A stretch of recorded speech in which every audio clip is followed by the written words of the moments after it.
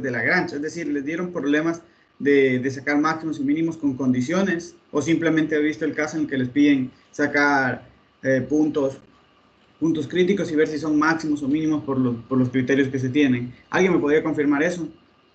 Porque dependiendo de eso ya me voy a ir cuadrando para ir dando las siguientes ayudantías. Entonces, aquí, bueno, si alguien me puede confirmar que hasta qué punto ya han visto, sería perfecto. Puntos máximos y mínimos, punto de silla. O sea, no han visto nada de Lagrange ni nada por el estilo. No. Ya, perfecto, entonces no hay problema. Entonces vamos explicando estas cositas, vamos a poner ejercicio. Este tema es súper sencillito. Súper sencillito, no hay ni para qué, no hay cómo perderse en ese tema. Así que vamos explicando primero de manera sencillita, rápido, algunas cositas y luego directamente pasamos a los ejercicios como ustedes ya saben. Entonces, bueno, lo que compete este tema cuando nosotros queremos estudiar máximos y mínimos, es decir, nosotros que vamos a querer, así Lagrange en mi curso ya dieron, bueno, entonces podríamos hacer un ejercicio al final de eso. No es nada complicado, simplemente es un sistema de ecuaciones no lineales y ya está. Entonces vamos a ver, cuando nosotros queremos estudiar, así como en cálculo de una área, nosotros llegábamos a un punto del curso en que nos preguntamos, ¿cuándo la función obtiene un máximo o cuándo la función obtiene un mínimo? Entonces nos interesaba estudiar eso, porque por ejemplo, si nosotros queríamos, ¿cuándo usábamos ese tipo de estudio? Cuando nosotros queríamos optimizar algo, es decir, nosotros queríamos optimizar, dado esta función, ¿cuál era su máximo valor? Porque en muchas ocasiones obtener el máximo valor de una función es súper interesante y súper conveniente para resolver problemas de aplicación y práctica. Entonces, ahora cuando nosotros estamos trabajando ahora con funciones de varias variables, vamos a extender ese concepto a funciones de varias variables, en el cual lo vamos a denotar como extremos de funciones escalares. Extremos de funciones de escalar. Entonces, para ello, primero hay que definir, bueno, yo en cálculo de variables haría que yo tenía un punto máximo y un punto mínimo. Aquí, ¿a qué yo le voy a llamar un punto máximo? Ya, eso es sencillito.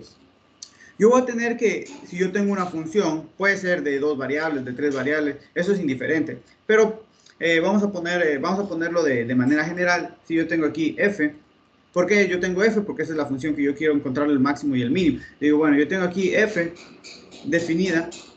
Yo tengo aquí f, una función definida en Rn, ¿verdad? Una función escalar. Y digo, perfecto. Entonces voy a decir lo siguiente. Se dice aquí, y un punto, x sub 0, elemento de Rn. Entonces vamos a ver lo siguiente. Yo tengo una función y tengo un punto. Entonces se dice que f en x sub 0 es un mínimo, fíjense, es un mínimo local si y solo si pasa lo siguiente. Es súper importante entender esto. Es decir, yo voy a tener que una función alcanza es un mínimo local si solo si existe una bola centrada en x sub 0 y radio delta tal que va a pasar lo siguiente. Tal que este valorcito de aquí, f de x, esto porque nosotros sabemos que esto es un valor a la final, porque es una función escalar, f evaluado en x sub 0, va a ser el menor valor que yo voy a tener. Ojo, va a ser el menor valor. Para cualquier otro valor, ese valor, para cualquier otro valor, ese valorcito va a ser más grande. Y yo digo, pero ojo, esto solo me va a servir para cuándo. Para todos los x barra, es decir, para cuando yo esté cerca al punto x sub 0, es decir, para todos los x barra que pertenezcan a esta bola x sub 0 de radio delta. Vamos a hacer un dibujito de palabras para explicar esto de manera sencilla. Imagínense que yo tengo aquí una función. Yo aquí tengo una función x, y, z. Entonces, esta función podría ser de cualquier forma. Por ejemplo, imagínense que esta viene para aquí, viene para acá. Imagínense que es como una sábana. Y digo, perfecto.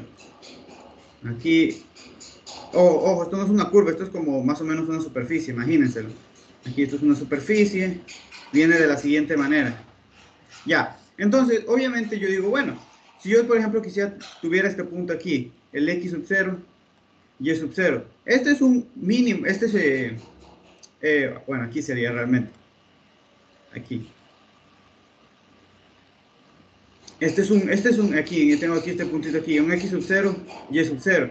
Este va a ser un mínimo local, ojo, puede que no sea el mínimo más pequeño de la función, pero va a ser local. ¿Por qué? Porque si yo soy capaz de tomar una bola tal que este valorcito de aquí, el f de x sub 0, y sub 0, va a ser el más pequeño pues, de todos los valores que están a su alrededor. Es decir, por eso es que se dice que es local, porque yo considero una bola, yo considero una bola tal que este valor va a ser más pequeño que cualquier otro que esté en esa bola de ahí. Yo digo, ah, perfecto. Y eso significa entonces que eso sea un mínimo local. Para cualquier otro punto,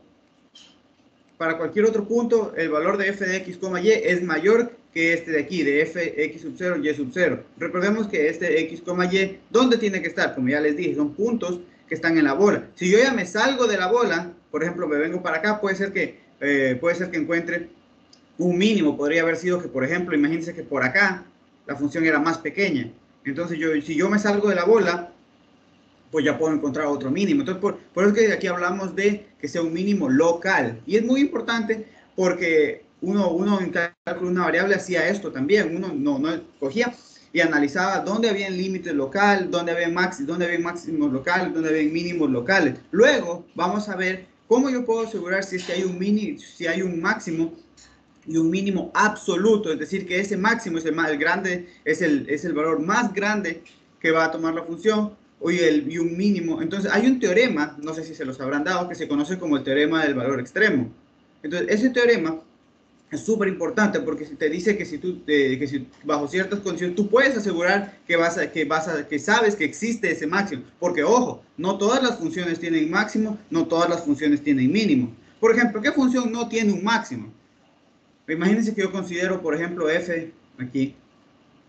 Yo considero aquí f de x, y como x al cuadrado más y al cuadrado. Nosotros sabemos que esto ¿qué es? Pues tiene la forma como de un elipsoide centrado en el 0, 0, ¿verdad?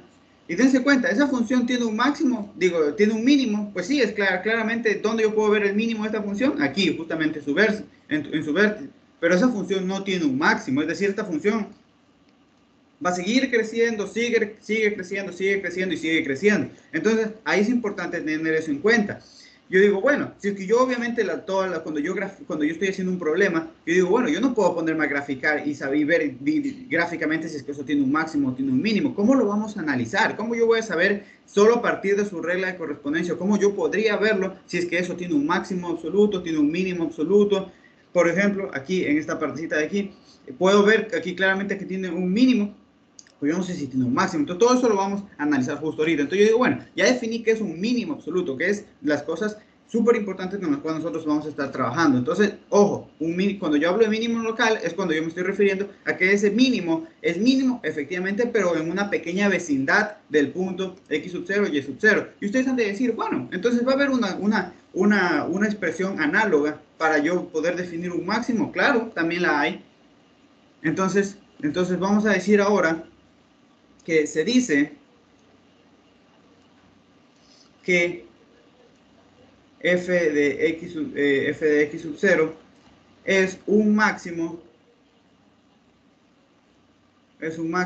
local si y solo si, de nuevo, existe una bola, aquí de hecho la voy a poner aquí, existe una bola centrada en x sub 0 de radio delta, tal que pasa lo siguiente, ¿verdad? Tal que ahora el valorcito como es un máximo en ese punto, es decir, f evaluado en x sub 0 barra, va a ser el valor más grande que yo puedo tener. Entonces esto va a ser mayor o igual, ¿a qué? A cualquier otro punto f de x, f de x barra. Ahora bien, pero eso es válido para cualquier x barra. No, eso solo es válido para cuando yo estoy para todo, van a ser válidos simplemente para todos los puntitos que estén o sea, que estén cercanos, o sea, que estén en esa bola. Que lo podemos ver incluso aquí en el mismo gráfico. Entonces vamos a ver, aquí es claramente que por ejemplo, aquí yo encuentro un máximo, es decir, aquí yo tengo por ejemplo, lo voy a llamar ahora como x sub 1 y sub 1. Entonces yo vengo para acá y yo digo, bueno, esto va a ser un máximo local. ¿Por qué? Porque yo puedo tomar una bola, aquí yo puedo tomar una bola tal que este valor de aquí, que es el f de x sub 1, y sub 1, es más grande que cualquier otro valor. Si yo cojo, por ejemplo, aquí, cualquier otro punto, su imagen va a estar apenita un poquito más abajo, ¿verdad? Todos van a estar más abajo. Yo digo, perfecto, entonces esto va a ser un mínimo local. Entonces yo digo, vengo para acá, pero yo digo, ese va a ser ese es el máximo local. Ese va a ser el máximo más grande de la función en el caso de que la tenga. Por ejemplo, ese es podría ser el máximo absoluto. Yo digo, pues eso no lo sé. Como les dije, hay un teorema que lo vamos a ver justamente en un momentito, que me asegura eso bajo ciertas condiciones. Porque, por ejemplo, yo podría haber tenido por acá una función, que esto se hacía un poquito más grande por acá, ella iba a tener entonces otro máximo local. Entonces, todas esas cositas nosotros las vamos a analizar. Entonces, ya tengo que es un mínimo local, que es un máximo local. Ahora bien, ahora la pregunta es, así como en cálculo de una variable, ¿dónde yo encuentro máximos y mínimos? Es decir, ¿dónde están los candidatos? Porque en cualquier punto yo no encuentro un máximo y un mínimo, eso es claro. Ahora bien, ahí viene la pregunta, ¿cuáles son los posibles candidatos para ocupar el puesto de máximos y mínimos? Entonces aquí venimos, ¿cuáles son los posibles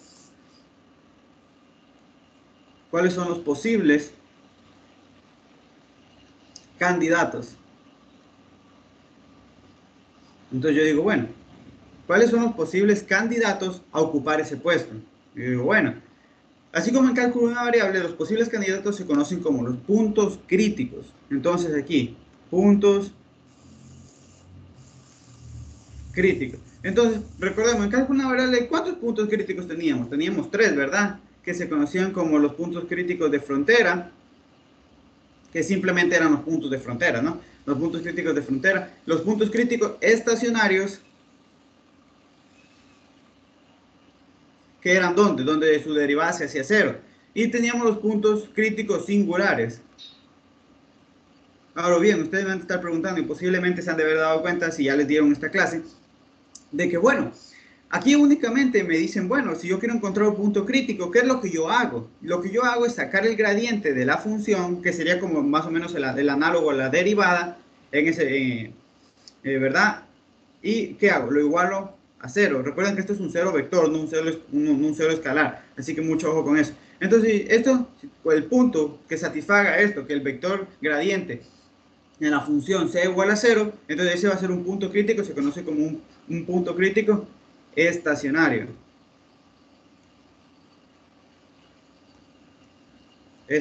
Pero ojo, para yo poder sacar esto, obviamente que tiene que ser f es diferenciable. Para yo poder obtener que yo tengo un punto crítico estacionario. Entonces, para yo obtener un punto crítico estacionario, f debe ser diferenciable y el vector gradiente de la función en ese punto debe ser igual a 0. Le digo, bueno, ¿cuáles son los puntos de frontera? Entonces, como su nombre lo dice, son puntos que están en la frontera. Eso va a depender del ejercicio. Hay ejercicios que no tienen puntos críticos de frontera, es decir, yo considero toda la función se extiende. Entonces yo digo, no, entonces ahí yo no tengo. Cuando yo tengo puntos críticos de frontera, como por ejemplo cuando me limiten, disculpen si oyen unos martillazos que están trabajando aquí, cuando a mí me limitan, por ejemplo, a la región, entonces yo digo, bueno, ahí ya voy a tener puntos de frontera, ¿a qué me estoy refiriendo? Por ejemplo, fíjense en lo siguiente, supongamos que yo tengo esta función de aquí, imagínense, la siguiente, pongo aquí, x, y, z. Yo digo, bueno, vengo para acá y yo tengo que hacer el comportamiento bueno, de hecho lo voy a poner aquí. Entonces, imagínense que fuera algo más o menos, yo qué sé, algo más o menos así, que sí hay funciones así. Aquí vengo para acá, esto viene más o menos aquí, tiene un pequeño y se vuelve a levantar. Obviamente imagínense que es como una sábana, más o menos, o como una onda, como cuando queda una gotita de agua y se hace así, no sé si me hago entender, eso es lo que trato de decir, obviamente no lo puedo dibujar tan bonito. Entonces me dicen, bueno, supongamos que yo no quiero considerar todo R2, sino yo solo quiero sacar el mínimo, por ejemplo aquí, dentro de este circulito. Entonces, obviamente, aquí si aplicamos lo que nosotros sabemos, por esta partecita aquí vamos a tener que esto es un punto crítico estacionario, es decir, adentro de esta región, esto me va a salir que es pues que podría ser un máximo o podría ser un mínimo. Y yo digo, perfecto, pero ahora bien, cuando yo ya tengo una frontera, dense cuenta que podría que estos puntos de aquí, que son, digamos así, los que parte de la frontera, sean los más grandes, así como cuando yo tenía en cálculo una variable, por ejemplo, yo tenía entre a y b una función y esto venía así, yo qué sé, así. Entonces puede ser que en los extremos es donde yo estoy encontrando, es donde yo estoy encontrando los límites. Entonces, cuando nosotros nos dan alguna restricción, nos dicen, por ejemplo, bueno, tú quieres sacar la función, tú quieres sacar el máximo, pero solo restringido esta área, por ejemplo, que esté dentro de un círculo, la área que es de un círculo, de un cuadrado, entonces tú dices, y ahí tú vas a tener una pequeña frontera. Esa frontera se puede analizar de dos maneras. Ya saben, una va a ser por los multiplicadores de Lagrange y hay otra manera de hacerlo que es sin utilizar los multiplicadores de Lagrange. También lo vamos a ver. Así que tranquilito. Entonces, esto, el de frontera, obviamente, cuando yo tengo puntos de frontera, cuando a mí me están delimitando de cierta manera la función. Perfecto. Los estacionarios, como les dije, es cuando ustedes tienen tienen que la función es diferenciable y además la función en un punto va a ser estacionario si es que el vector gradiente en ese punto es igual a 0. Perfecto. Y por último, vamos a hablar, como por así decirlo, la analogía con los puntos singulares. Como les decía, un punto crítico se puede clasificar como estacionario si cumple esto, pero un punto crítico también se considera punto crítico si es que la función no es diferenciable o sus derivadas parciales no existen, que es exactamente lo mismo, es análogo decir eso. Entonces, por ejemplo, yo voy a tener que x sub 0, y sub 0 es un punto crítico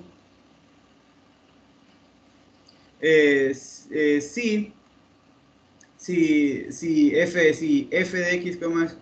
de x, y no es diferenciable en ese puntico de ahí. No es diferenciable en x sub 0, y sub 0. ¿Por qué? Porque si no es diferenciable, obviamente voy a tener problemas, puede ser que sus derivadas parciales no existen. Entonces, ustedes ya ahorita me van a decir qué cuento me está echando aquí el ayudante. Entonces uno dice, bueno, ya tengo esos tres. Era la analogía que quería tener con lo que nosotros teníamos que calcular una variable. El de frontera es un poco más claro. El estacionario son, de nuevo, esta condición que es la que siempre usamos. Y de nuevo los singulares, un punto crítico. Vamos a tener que es cuando no existe los puntos críticos donde la función, donde la función no es diferenciable o sus derivados parciales no existen, también son puntos críticos, pero eso a nosotros no nos interesan. A nosotros no nos van a interesar esos puntos donde la función no es diferenciable o la función o sus derivados parciales no existen. Como en este curso la mayoría de las funciones con las que se trabaja son funciones diferenciables, entonces el criterio que nosotros usamos, que siempre usamos para poder conseguir máximos es este de aquí, el de los puntos críticos estacionarios. Entonces, en palabras sencillas, simplemente era para echarles ese cuentito. Entonces, aquí, cuando yo quiera encontrar posibles candidatos para que sean, o sea, los puntos críticos, posibles candidatos donde la función puede tomar máximos o mínimos, ¿qué yo hago? Si la función es diferenciable, si f es diferenciable, recuerden, yo trabajo aquí con funciones diferenciales. Bueno, yo tengo aquí voy a tener que, yo trabajo con funciones diferenciables. Yo para poder conseguir un máximo, lo que yo hago es que voy a coger, le calculo el gradiente de la función, lo igualo a 0, calculo cuál es ese punto que satisface esa condición o podrían salir más de un punto, son los posibles valores donde la función puede tomar máximos o mínimos. Entonces yo digo, bueno, ya sé que es un máximo, ya sé que es un mínimo, ¿verdad? Ya sé cómo puedo conseguir los posibles candidatos, que es por medio de esta condición de aquí, que es la que siempre usamos. Yo digo, perfecto, pero ahora me falta algo. Yo una vez que ya tengo el posible candidato, yo digo, eso puede ser máximo, mínimo, o podría ser otra cosa que se conoce como punto de silla.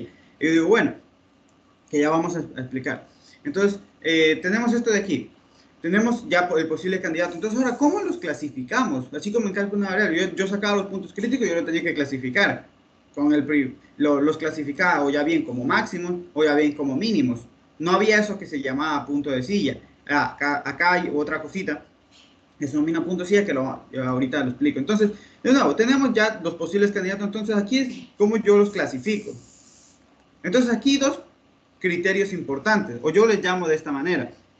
Primero, el que yo le llamo el criterio de la matriz hessiana, porque utilizamos la matriz hessiana para ir calculando lo que se denomina los leading principal minors, no sé cómo se dice en español, se dicen los menores principales, que o también no sé si sus profes les hayan dicho que se llaman las submatrices principales, en las que ustedes van calculando sus matrices, van calculando sus determinantes y ese es un criterio interesante para poder coger y determinar si en un punto crítico si eso es máximo, mínimo o punto de silla. Ahora bien, pero ese criterio no siempre sirve. Entonces aquí es el que yo le llamo el criterio de la matriz. Es el que yo le llamo el criterio de la matriz hessiana. Ojo, ¿ese siempre me sirve para yo poder clasificarlos? No. En la mayoría de ocasiones sí, pero no siempre. Entonces, si yo no puedo por un método, uno dice, bueno, hay otro, sí, hay otro que se llama, pues, el criterio de los valores propios. El criterio de los valores propios. Entonces, estos dos criterios son los que a nosotros nos van a ayudar para poder clasificar máximos, mínimos o poder clasificar un punto. En la función en un punto tiene un punto de silla. Entonces, ojo, de nuevo, teniendo esos dos criterios, ¿yo puedo sacar cualquier cosa? No, hay funciones que tienen problemas, que yo no puedo clasificarlos ni por un método ni por el otro método. Entonces ahí la pregunta es, ¿qué hacemos? Ya vamos a ver un ejercicio de eso. Digo, bueno, entonces lo único que les quería, ya para hacer un ejercicio, era, fíjense lo siguiente.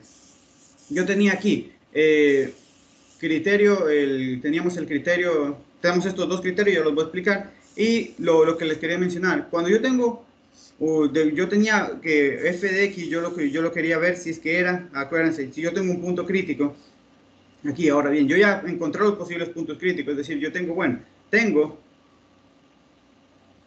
que x sub 0, y sub 0 es un punto crítico.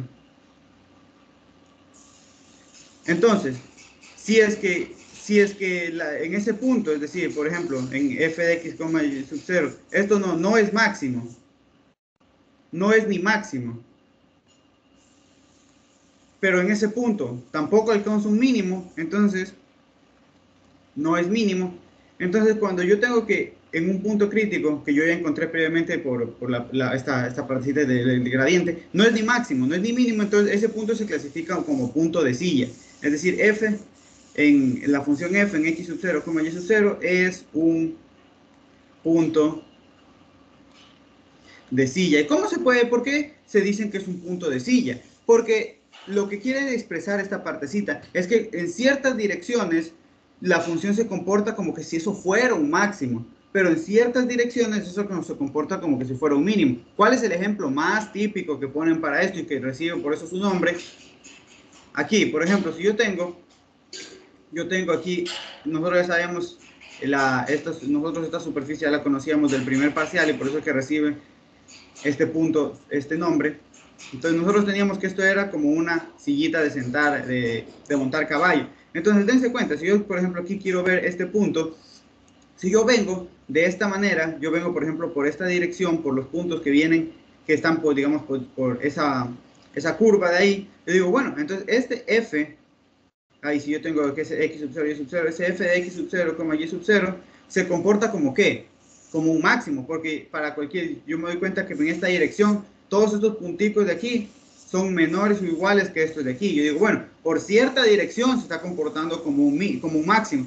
Pero ¿qué pasa si yo en cambio ahora me estoy acercando por estos puntos de acá?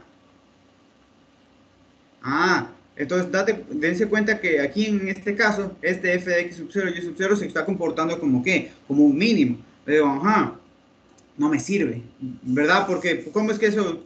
Porque acuérdense que cuando es máximo sin importar por dónde yo me esté acercando. Es decir, para cualquier punto de la bola, eso es máximo. Cuando es mínimo, para cualquier punto que esté cercano a ese punto, eso es mínimo. Ahora bien, si en ciertas direcciones yo tengo que eso es máximo, que se comporta como un máximo y en ciertas direcciones como un mínimo, eso se le conoce como un punto de silla. Y el ejemplo más típico es este que tenemos aquí. Ahora bien, vamos a poner ahora sí un ejemplito pues ya un poquito ya interesante, ya metiéndole un poquito de potencia al asunto.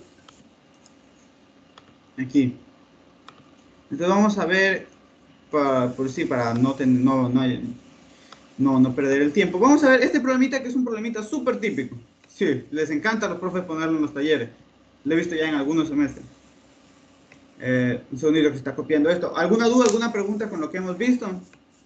Obviamente este tema de Lagrange admite un montón de teoría.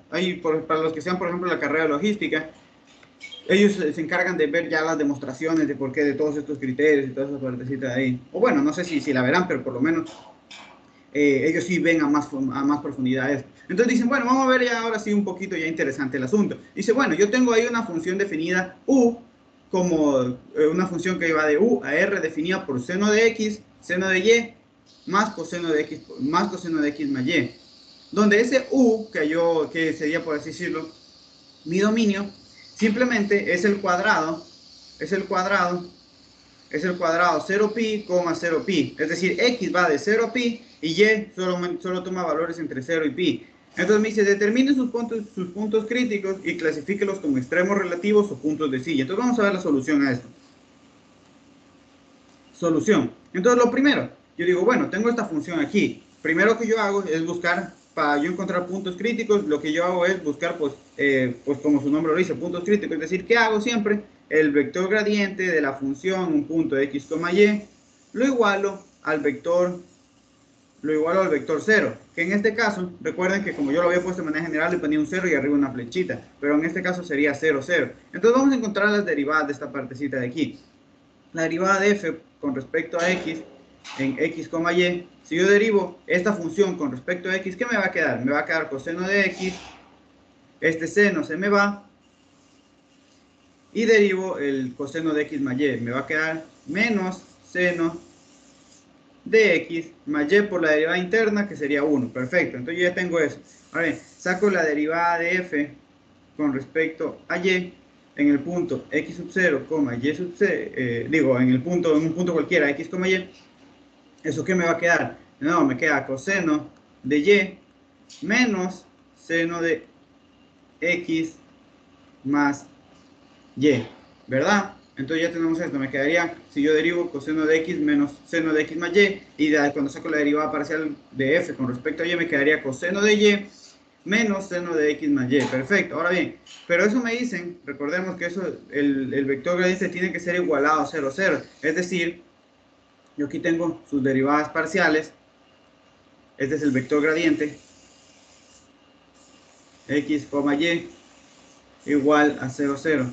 Entonces yo tendría aquí entonces que la derivada parcial con respecto a x de f en f de x, y es igual a 0, y la derivada parcial de f con respecto a y en x, y es igual a 0. Entonces ya encontré las derivadas parciales, sí. Entonces, ¿qué es lo que hago? Construir un sistema de ecuación. Entonces tendría coseno de x menos seno de x más y, ¿verdad?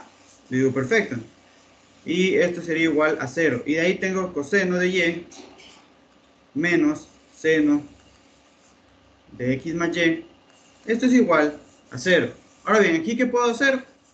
Lo que puedo hacer es, pues, por ejemplo, puedo multiplicar esta por menos 1 y de ahí sumar. Entonces, de aquí tenemos entonces coseno de x menos seno de x más y igual a 0. Y de ahí tendríamos menos coseno de y más seno de x más y igual a 0. Sumando, ¿qué vamos a tener? Esto de aquí se me va y simplemente me quedaría que coseno de x menos coseno de y, ¿verdad? Y eso igualado a 0.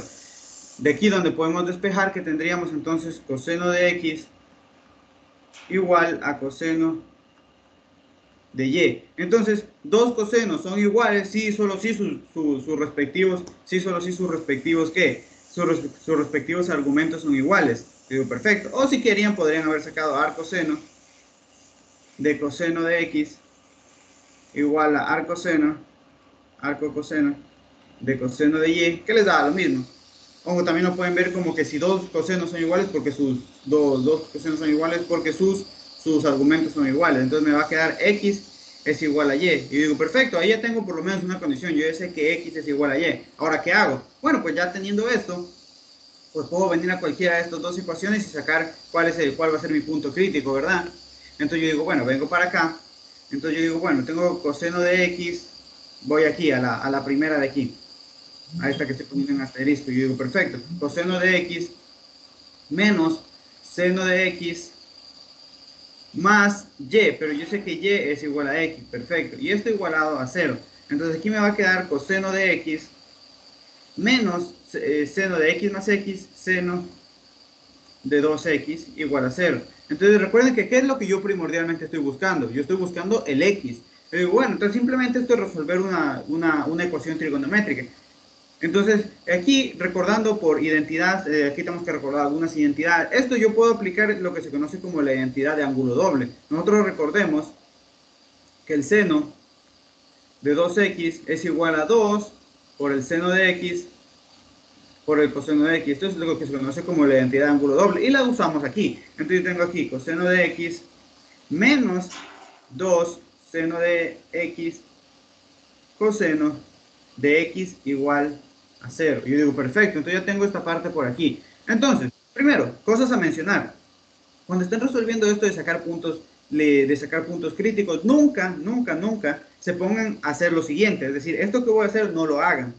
Por ejemplo, hay gente que hace esto, coseno de x igual a 2, seno de x, coseno de x. Dicen, ah, bueno, aquí coseno con coseno se da y simplemente me queda un medio seno de x. No hagan eso, porque si ustedes hacen eso, están eliminando soluciones. Si recordaban el precio, les decían que ustedes hacían eso, eliminan soluciones. Entonces yo digo, yo voy a evitar hacer eso. Yo digo, perfecto. Entonces, ¿cómo lo resuelvo? Ah, ya. Yo lo voy a resolver de la siguiente manera. Yo en vez de pasar ese menos 2 seno de x, coseno de x, al otro lado, simplemente lo que hago es sacar factor común. Entonces tendría coseno de x por 1 menos 2 seno de x, ¿verdad? Y esto igual a 0. Entonces la multiplicación de dos números es 0, si es que este es 0, o el de acá es 0. 1 menos 2 seno de x igual a 0. Entonces aquí despejando podría tener, mejor dicho, tengo 1, un medio, igual a seno de x. Entonces vamos a ver qué resuelve estas partecitas. En la primera parte, coseno de x es igual a 0. Entonces ahí es donde viene, ahí es donde venía la importancia de que me dijeran a mí que, lo siguiente, era donde me decían que u era ese conjunto, es decir, el rectángulo donde x solo toma valores entre 0 y pi, y y solo toma valores entre 0 y pi. Porque si es que a mí no me dieran eso, ojo, si es que a mí no me dieran eso, yo digo, bueno, entonces ¿cómo lo hago? Porque el coseno se hace 0 en infinitos puntos. Por ejemplo, en pi medios, en 3 pi medios, dando la vuelta, teniendo otro, dando simplemente en esos mismos ángulos, pero dando vueltas y vueltas y vueltas, yo sigo teniendo 0. Entonces, por eso es que recuerden, aquí lo que me está diciendo esta parte es que simplemente x, yo tomo valores entre 0 y y, entre 0 y pi, y y también toma valores entre 0 y pi. ¿Y para qué me ayuda eso? Para poder resolver esa ecuación trigonométrica. Si a mí no me daban eso, yo hubiera tenido infinitas soluciones. Digo, perfecto. Entonces vengo para acá. Entonces digo, bueno, yo me pregunto, ¿en qué ángulo el coseno se hace 0? Ojo, tiene que ser un ángulo entre ¿dónde? ¿Un valor en qué? Entre 0 y 2pi. Entre 0 y pi. Digo, bueno, pues el único ángulo entre 0 y pi donde el coseno se hace 0 es sencillo. En x igual pi medio. Yo obtengo por lo menos un valorcito. Ahora bien, ¿en qué otro valor? Ahora sí, ahora resuelvo la de acá. Yo digo el seno. ¿Qué valor x yo le debo dar al seno para que me regrese pi medios? Yo digo, bueno, eso es simplemente, eso es un ángulo notable. Nosotros sabemos que el seno evaluado en pi sextos, que es 30, es igual a un medio. Pi sextos. Entonces aquí voy a tener dos puntos críticos, porque tengo aquí considerando que x es esto y considerando que x es lo de acá. Entonces voy a tener dos puntos críticos. Entonces, ¿cuáles van a ser mis puntos críticos? Son los posibles candidatos, puntos críticos. Yo digo, bueno, tendría, recordemos, un punto crítico sería pi medios, ¿verdad? En la primera componente, y en la segunda, ¿qué iría? Yo recuerdo entonces que yo tenía una condición acá arribita, me decía que x era igual a y. Entonces, si x es igual a pi medios, y que tiene que ser igual, pues también a pi medios, ¿no? Perfecto. Ahora bien, considerando ahora que x es pi sextos, ¿cuál sería y? Pues también pi sextos, porque recordemos que x es igual a y. Pi sextos. Entonces tengo dos puntos críticos. Y digo, ahora bien, ahora me interesa a mí clasificarlos. ¿Cómo yo clasifico puntos críticos? Porque yo tengo que estos son los posibles candidatos. Entonces ahora vamos a darnos el labor de clasificarlos. clasificarlos. Entonces yo digo, perfecto, ¿cómo yo lo puedo clasificar? Existe un criterio que se conoce como, yo le llamo el criterio de la matriz hessiana, porque somos la matriz hessiana, en el que yo utilizo los siguientes. Vamos poniéndolo para un caso sencillito, que es el caso cuando yo tengo funciones de ¿qué? De dos, digo, de dos variables. Luego lo vamos a extender para el caso general. Si, por ejemplo, si yo tengo una función f de x, y, ¿verdad? Y aquí, x sub 0, y sub 0, es un punto crítico. Yo ya tengo que eso es un punto crítico y tengo la función. Entonces, ¿cómo yo voy a poder clasificarlo? Entonces, yo digo, bueno, vamos a construir dos funcioncitas aquí, de dos matrices, a la que le vamos a llamar h sub 1, va a ser la matriz que está conformada por la segunda derivada parcial, la segunda derivada parcial de f con respecto a x. Y eso lo evalúo en x sub 0, y sub 0. Ahora bien, ¿qué más construyo? Voy a construir una segunda matriz, una h sub 2.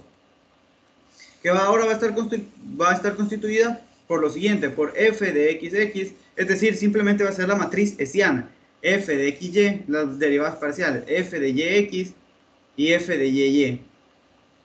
Y esta también la evalúo en x sub 0 y sub 0. Entonces, una vez que yo haya construido esas matrices, ¿qué es lo que hago? Le voy a calcular sus determinantes. Entonces aquí voy a tener el determinante de h1 y aquí voy a tener el determinante de h2. Y ya teniendo esos determinantes, ¿qué es lo que yo hago? Entonces yo digo, bueno, ahí es donde paso a clasificar. Yo digo, bueno, si el determinante de h1 es mayor que 0 y el determinante de h2 es mayor que 0, entonces la función f alcanza un mínimo en x sub 0, y sub 0, es decir, en ese punto crítico alcanza un mínimo. Ahora bien, ahora por otro lado, si h1 es menor que 0 y h2 es mayor que 0, entonces, ¿qué es lo que ocurre? Yo digo, bueno, entonces f alcanza un máximo en x sub 0. Ahora bien, va a haber otra situación, obviamente. Ahora sí, dense cuenta que en estos ambos casos, en estos dos casos que yo tengo aquí, siempre el h2, ¿qué es? Mayor que 0. Y yo iba a clasificarlo como máximo mínimo dependiendo del h1. Acá, si es que el h2 directamente me sale menor que 0, sin importar que sea, bueno, sin importar por el momento, vamos a ver que hay un caso especial, sin importar que sea h1, el módulo del determinante de h1, entonces f tiene un punto de silla, en ese punto crítico, en x sub 0, y sub 0. Ahora bien, como todo, si esto es un criterio, yo me mande a preguntar, ¿siempre me sirve? No, hay ocasiones en las que el método no es concluyente. Si nosotros tenemos estas situaciones, esta o esta, pues el método bonito. Pero si es que alguna de esos determinantes me da 0, el método ya no es concluyente, yo no puedo asegurar nada. Es más o menos como cuando resolvíamos límite. Si es que me quedaba una indeterminación, ¿yo podría asegurar que el límite existía? No. ¿Podría asegurar que el límite no existía? Tampoco. Simplemente yo puedo decir que no se puede concluir. Es decir, sí, ya sea bien que h1 sea igual a 0 o que h2 sea igual a 0, entonces el criterio no es concluyente. Es decir, yo no puedo decir nada, no es concluyente. Entonces, ¿qué pasa si es que el método no es concluyente? Si es que yo estoy haciendo esto por un método, por ejemplo, este método que yo le llamo el método, el criterio de la matriz hessiana, si no funciona de esa manera, yo digo, bueno, no me sirvió, cojo y paso al de los valores propios. Y luego vamos a ver que a veces me soluciona la vida y a veces no. Entonces digo, perfecto. Entonces recuerden, estábamos aquí. Queríamos ahora clasificar estos dos puntitos de aquí. El pi medio es pi medio y el pi sexto es pi sexto. Y yo digo, bueno, los quiero clasificar. Perfecto. Vengo para acá. Entonces, ¿qué tengo que construir? Simplemente, bueno, sí, ya tenemos que construir entonces, ¿qué? Estas dos matrices. Entonces tengo que sacar, obviamente, para construir estas matrices, ¿qué? Pues las segundas derivadas parciales. Como cuando construía la matriz hessiana, pues aquí también tengo que coger y calcular estas segundas derivadas parciales. Entonces digo, perfecto, tengo las primeras derivadas, sí, así que voy a hacer uso de esas pequeñas derivadas para no tener, para no tomarme todo el tiempo volviendo a copiar, así que las voy a simplemente copiar por aquí y ahora voy a calcular las segundas derivadas parciales. Perfecto. ¿Alguna duda, alguna pregunta? Ya saben que si tienen alguna duda, alguna pregunta, me pueden avisar. Si no, no hay problema. Entonces digo, perfecto. Ya saben que si tienen alguna duda, me interrumpen nomás. Entonces ahora sí, sacamos las segundas derivadas parciales. Entonces sacamos, ahora bien, tengo la segunda derivada parcial de f con respecto a x. Primero un punto cualquiera, x, y, así como conocíamos en polinomio Taylor. Pero ahora lo que tenemos, luego lo ponemos en el punto de interés que sería en pi medio, pi medio. Perfecto. Entonces si yo derivo esto con respecto a x, me va a quedar menos seno de x. En este caso me quedaría menos coseno de x más y por la derivada interna que sería 1. Perfecto. Y eso yo lo evalúo pues en el punto que a mí me interesa, es decir, en el punto, acuérdense que ahorita vamos a clasificar, primero estamos considerando el punto pi medios, pi medio. Ese es el que ahorita vamos a clasificar. Perfecto. Esto lo evalúo en dónde? En pi medios. Pi medios. Entonces esto me va a quedar menos seno de pi medios menos pi medios más pi medios sería 2 pi medios, que simplemente sería pi, es decir, sería coseno de pi. Se sabe que el coseno en pi medios es 1 y el coseno en pi es menos 1. Entonces simplemente aquí me va a quedar menos 1, menos por menos, más 1, y esto sería igual a 0. Yo digo, perfecto, ya tengo entonces esta partecita. Entonces yo digo, aquí ya voy teniendo un problema. ¿Por qué? Porque recordemos, entonces el H1 que se construía, recordemos como que era la segunda derivada parcial, hablaba en el punto, en este caso, en pi medios, porque ese es el punto crítico que estoy considerando. Me va a quedar, entonces, H1 sería igual, aquí me quedó, ¿qué? La segunda derivada parcial evaluada en pi medios, 0. Entonces, si yo le saco su determinante, tengo 0. Y ahí es donde yo tengo ya empiezo a tener problemas, porque yo digo, bueno, ya el método no es concluyente. Con que yo encuentre que alguno de los determinantes es 0, ya el método no es concluyente. Entonces, el criterio no es concluyente. No es concluyente. Ahora yo les pregunto, no es concluyente. ¿Eso significa que yo ya no puedo saber? No, me paso a otro criterio. Ojo, si es que aquí me hubiera quedado pues ya o mayor que 0 o menor que 0, ¿qué tenía que haber hecho? Seguir construyendo H2 y sacarle su determinante y pues aplicar el criterio y aplicar el criterio como tal. Digo, bueno, entonces, no, como el método no es concluyente, entonces pasamos al segundo método, en el que el segundo criterio, que es el criterio de los valores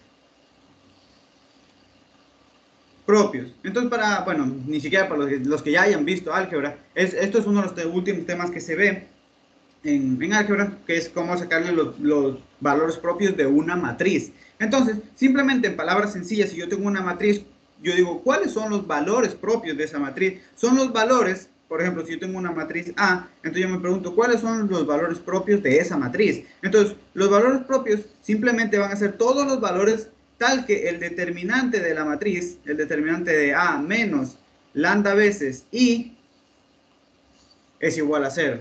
Eso es lo que me quiere decir. El determinante de una matriz simplemente van a ser todos los valores lambda tal que A menos lambda veces A menos lambda por la matriz identidad. Si yo le saco determinante a eso, eso va a ser igual a 0. Perfecto. Entonces, eso es, en palabras sencillas, un valor propio. El valor propio asociado a una matriz simplemente es el valor tal que el determinante de A menos lambda por la identidad es igual a 0. Así es como yo calculo, como yo voy a poder calcular un valor propio. Ahora bien, ustedes van a decir, ya, pero ¿y eso para qué me sirve? Porque si es que yo considero esta A como la matriz hessiana de la función, si yo considero esa matriz A como la matriz hessiana, entonces puedo aplicar un criterio que se conoce, ya les dije, como el criterio de los valores propios, que me dice lo siguiente. Y una vez que calculo dense cuenta, yo cuando calculo esto, como les dije, pueden ser uno, pueden ser varios, una vez que yo calculo su valor, sus valores propios, sí, ahí viene el criterio, yo calculo los valores propios, sí, todos los valores propios, todos los valores propios son positivos,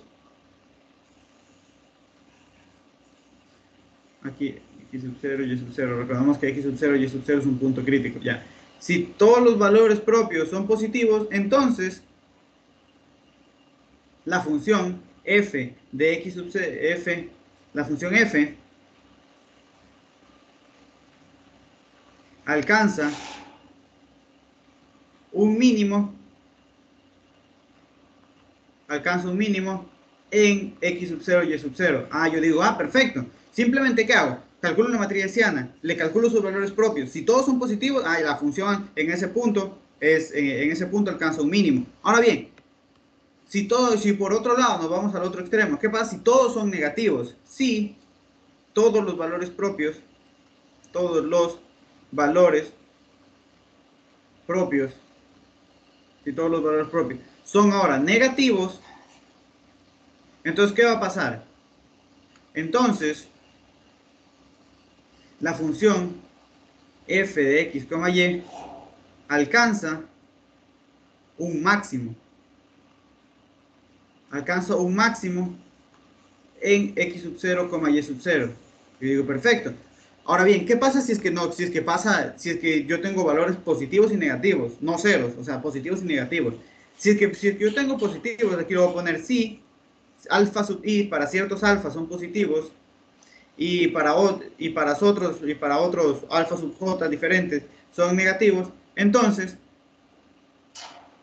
la función f tiene un punto de silla, en x sub 0, y sub 0. Y por último, tenemos ya entonces máximo, mínimo, punto de silla. De nuevo, este método es lo máximo que hay. No, porque si es que algún lambda i, por lo menos uno, con que ya haya uno, voy a ponerlo aquí, si algún lambda i es igual a 0, entonces el criterio no es concluyente. Yo no puedo asegurar nada. No es concluyente. Entonces, de nuevo, estábamos resolviendo el ejercicio de sacarle a esa función que era seno de x, seno de y más coseno de x más y. Yo quiero conseguir los máximos, los puntos críticos ya los tengo, pero no pude clasificarlo por el criterio de la matriz hessiana. Entonces, ¿qué hago? Paso al siguiente criterio, a hacerlo por valores propios. Pero para hacerlo por valores propios, ¿yo qué necesito antes calcular? Aquí clarito me lo dice. Yo necesito calcular su matriz, ¿qué? Hessiana. Entonces, yo digo, bueno, por lo menos el primer paso ya lo tengo, que fue calcular la derivada parcial, la segunda derivada parcial en el punto pi medios. Eso me dio ¿cuánto? 0, que justamente por eso fue que me dio el problema en el caso anterior. Vamos a calcular las otras derivadas. Vengo para acá. Aquí calculamos las otras derivadas. Entonces ahora, de hecho, era que lo haga al revés. De hecho, lo voy a poner por acá para que no ocupe espacio. Ya, ahora bien, entonces calculamos sacamos ahora, yo qué sé, la segunda derivada parcial de f, pero con respecto a y, ya saben, un punto cualquiera y luego lo evalúo en el punto de interés. Esto va a ser igual si yo derivo esto si yo evalúo eso con respecto a y, ¿qué me va a quedar? Bueno, me va a quedar menos seno de y, ¿verdad? Menos seno de y, menos coseno de x más y por la derivada interna, que sería 1. Entonces, si eso yo lo evalúo en pi medios, ¿qué me va a quedar? Perfecto, me va a quedar lo siguiente. Si eso yo lo evalúo en pi medios, eso me va a quedar menos seno de pi medios, ya saben, pi medios más pi medios simplemente es que pi. Entonces me va a quedar coseno de pi. Entonces ya sabemos que el seno se hace 1 y el coseno se hace menos 1. Perfecto, entonces me va a quedar menos 1, menos por menos, más 1, y esto es 0. Entonces ya obtuve, entonces, aquí de hecho también los voy señalando, la derivada parcial en pi medios, 0. La derivada parcial la segunda derivada parcial con respecto a y de la función f, en pi medios, también 0. Ahora calculamos las mixtas, es decir, la derivada parcial de f, primero con respecto a x, luego con respecto a y en un punto x, y cualquiera, y luego lo evalúo en el punto de interés. Digo, bueno, aquí yo tengo la derivada parcial de f con respecto a x, sí, la tengo aquí. Si eso la derivo ahora con respecto a y, pues en ese caso ese coseno es una constante, se me hace 0 y simplemente me quedaría menos coseno de x más y. Y yo digo, bueno, ahora lo cojo y lo evalúo. Entonces me quedaría, si yo evalúo esa derivada parcial mixta en pi medios, ¿qué va a pasar? Yo digo, bueno, entonces tengo esa expresión de ahí, me quedaría, ya saben, coseno de pi medios más pi medios, ¿qué me quedaría? Coseno de coseno menos coseno de pi.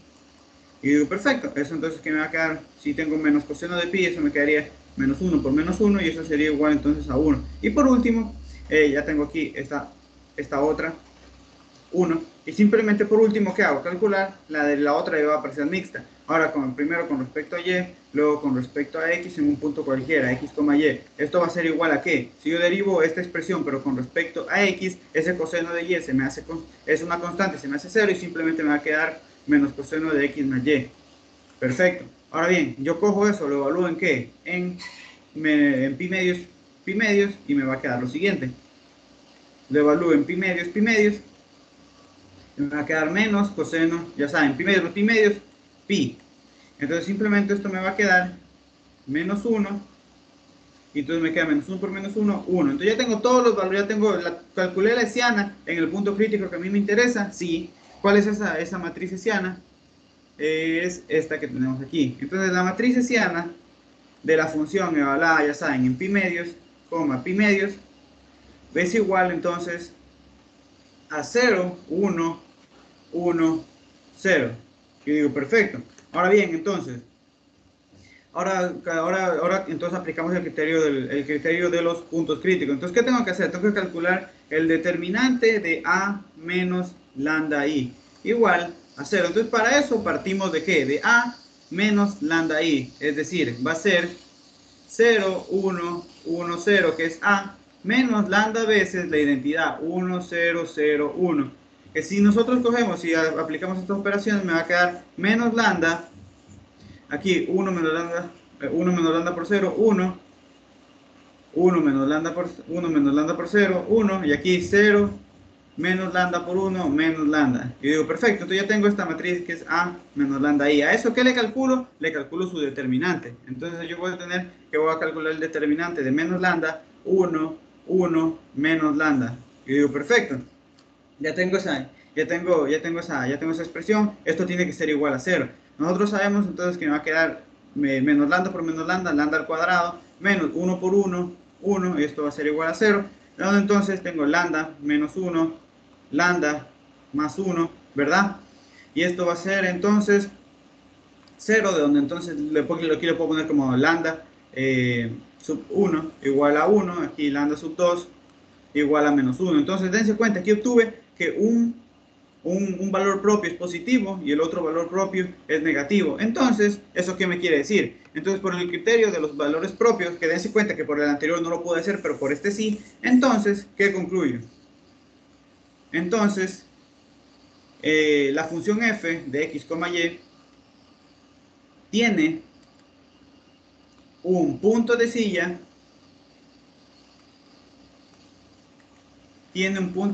¿en qué? En pi medios, pi medios. Yo digo, bueno, ya clasifiqué eso, es decir, check. Ahora bien, me falta clasificar el otro punto, porque este era el punto que, pi medios, pi medios. ¿Cuál era el otro punto? Recordemos, yo obtuve dos posibles valorcitos, donde aquí el otro, ya clasifiqué aquí alcanza, aquí obtiene un punto de silla. Ahora bien, ¿qué me falta? Pi sextos, pi sexto. Entonces vamos a ver qué pasa ahí. De nuevo, me voy a hacer ayuda pues de las derivadas que ya tengo, ¿no? ¿Para qué me voy a poner a calcularlas de nuevo? Ya tengo estas derivadas de aquí. Fíjense, entonces simplemente, ¿qué es lo que hago? Cojo y las evalúo en... ¿Dónde está la otra? Me falta una aquí, ¿no? Así. Entonces cojo y las evalúo en ¿dónde? Aquí.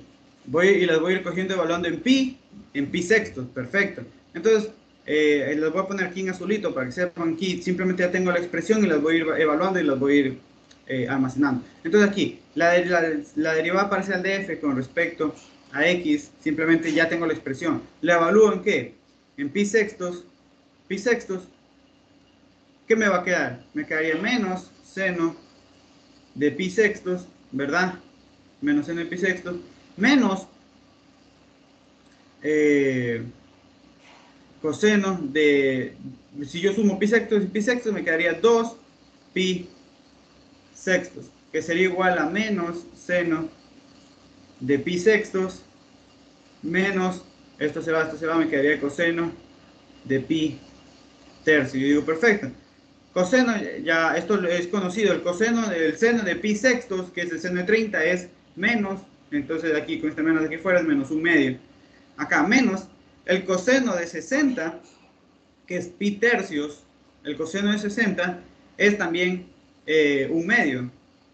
Y digo, perfecto, entonces me va a quedar menos un medio, menos un medio, menos uno. Entonces ya tengo esa parte por ahí. Entonces vengo para acá, voy a ir ahora creando, ahora bien, clasificamos, consideramos, tomamos, mejor dicho.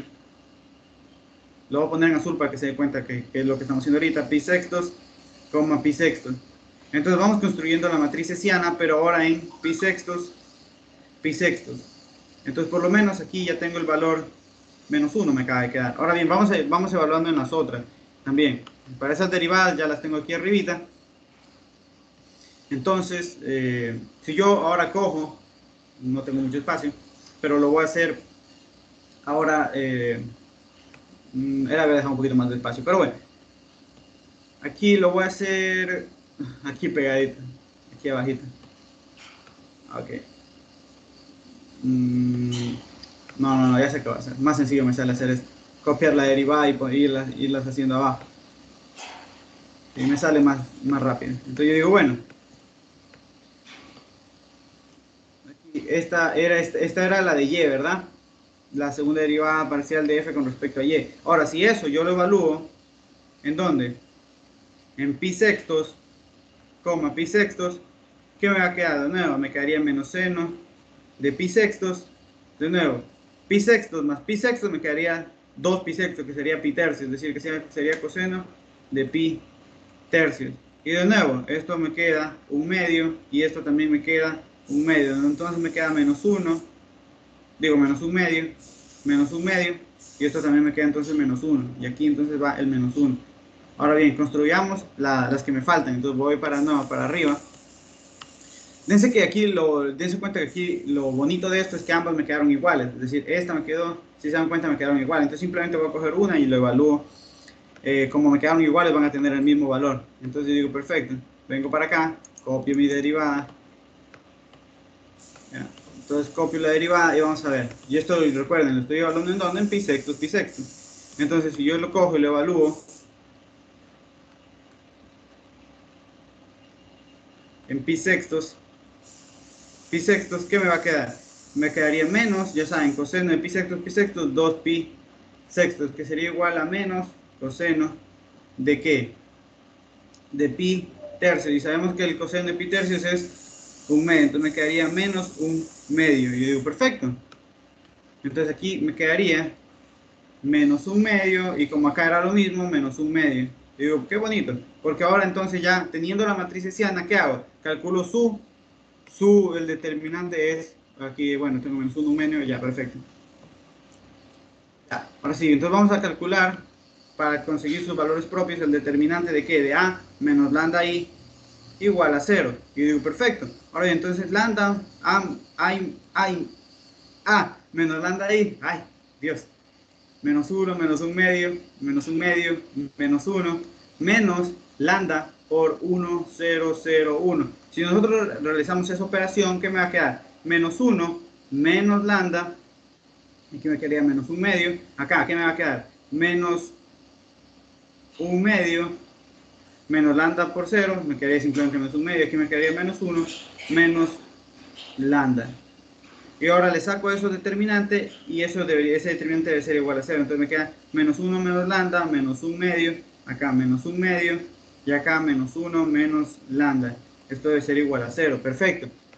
Sacando ese determinante, ¿qué me va a quedar? Me va a quedar menos 1 menos lambda, menos 1 menos lambda, menos un medio por menos un medio quedaría un cuarto, igual a 0. Entonces aquí si realizamos esto, bueno, esto lo podemos ver como menos 1 al cuadrado por 1 más lambda, ¿verdad? Al cuadrado menos un cuarto. Y esto es igual a 0, fíjense. Lo único que hice fue, bueno, sacar ese menos 1.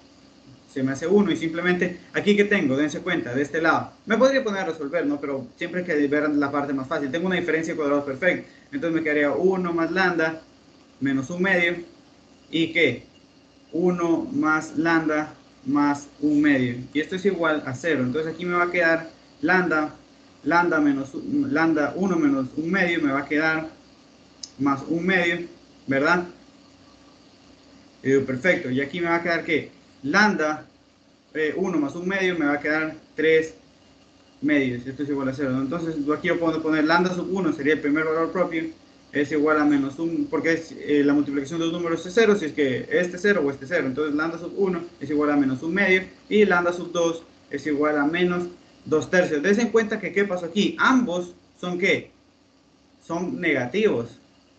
Entonces, por lo tanto, entonces, ¿qué va a pasar?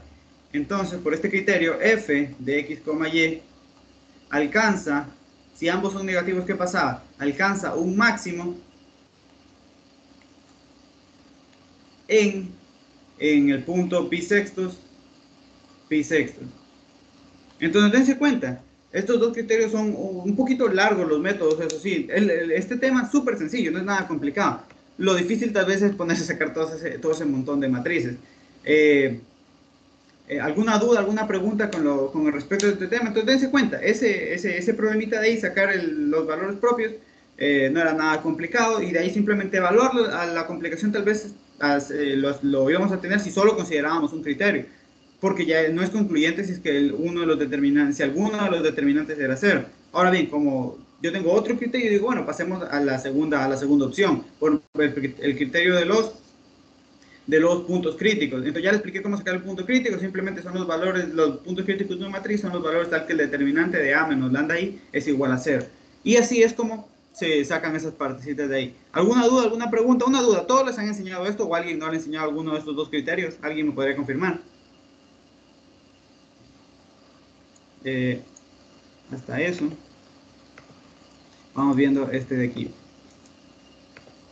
Que era este ejercicio, estaba interesante. Eh, bueno, espero que les haya enseñado estas dos cositas. Dicen que si tienen alguna duda, me interrumpen, yo no tengo ningún problema. Este problema está interesante, ¿por qué? Porque aquí me están diciendo lo siguiente. Me dice, bueno, dice, encuentren todos los puntos críticos de esa expresión. 3e a la x a la y menos 3, menos 3e a la 3y menos x al cubo, y clasifíquelo. Ahora, pero me están preguntando algo. Me dice, ¿la función alcanza un máximo absoluto o un mínimo absoluto? Y digo, esto yo no lo sé. O sea, eh, eh, porque yo tengo ahí la regla de correspondencia, pero yo cómo sé si eso alcanza un máximo o un mínimo. Entonces vamos a analizarlo. Primero vamos a calcular los puntos críticos. Entonces yo digo, bueno, tengo la función, y ¿cómo calculo entonces los puntos críticos? Entonces yo recuerdo, vamos aquí a la solución. Entonces, para sacar los puntos críticos, simplemente yo recuerdo que cuáles son los posibles candidatos. Yo digo, bueno, ¿cómo saco los posibles candidatos? El gradiente de la función igualado a 0 vector, que en este caso, como es una función de dos variables, es 0,0. Entonces saco las derivadas parciales. El punto pi medios, ¿qué punto crítico fue? Fue aquí, donde estábamos, un segundito, fue un punto de silla, porque date cuenta, si es que yo tengo que los valores propios difieren de signo, es decir, uno es positivo y otro es negativo, eso es un punto de silla. Si es que ambos son negativos, eso es máximo. Si es que ambos son positivos, eso es mínimo. ¿O hay alguna duda tal vez por lo que me preguntes eso? Ok, perfecto. Por eso es que era un punto de silla, porque ambos tenían diferentes signos. Perfecto. Este problemita es interesante, entonces vamos a ver. Entonces yo aquí simplemente, ¿qué es lo que hago? Pues siempre procedo, ya sabemos que yo lo que tengo que conseguir realmente es la derivada de f con respecto a x, y, igualada a 0, y la derivada de f con respecto a y en un punto x, y, igualada a 0. Entonces vamos calculando cada una de estas derivadas. Entonces yo tengo la derivada de f con respecto a x en un punto x, y cualquiera. ¿Qué me va a quedar? Si yo derivo esta expresión, que no es difícil de derivar, me va a quedar 3e a la y menos 3x al cuadrado. Y ya, simplemente es súper sencillito. Ya saben que cuando yo derivo con respecto a x, todo lo que no es x lo considero constante.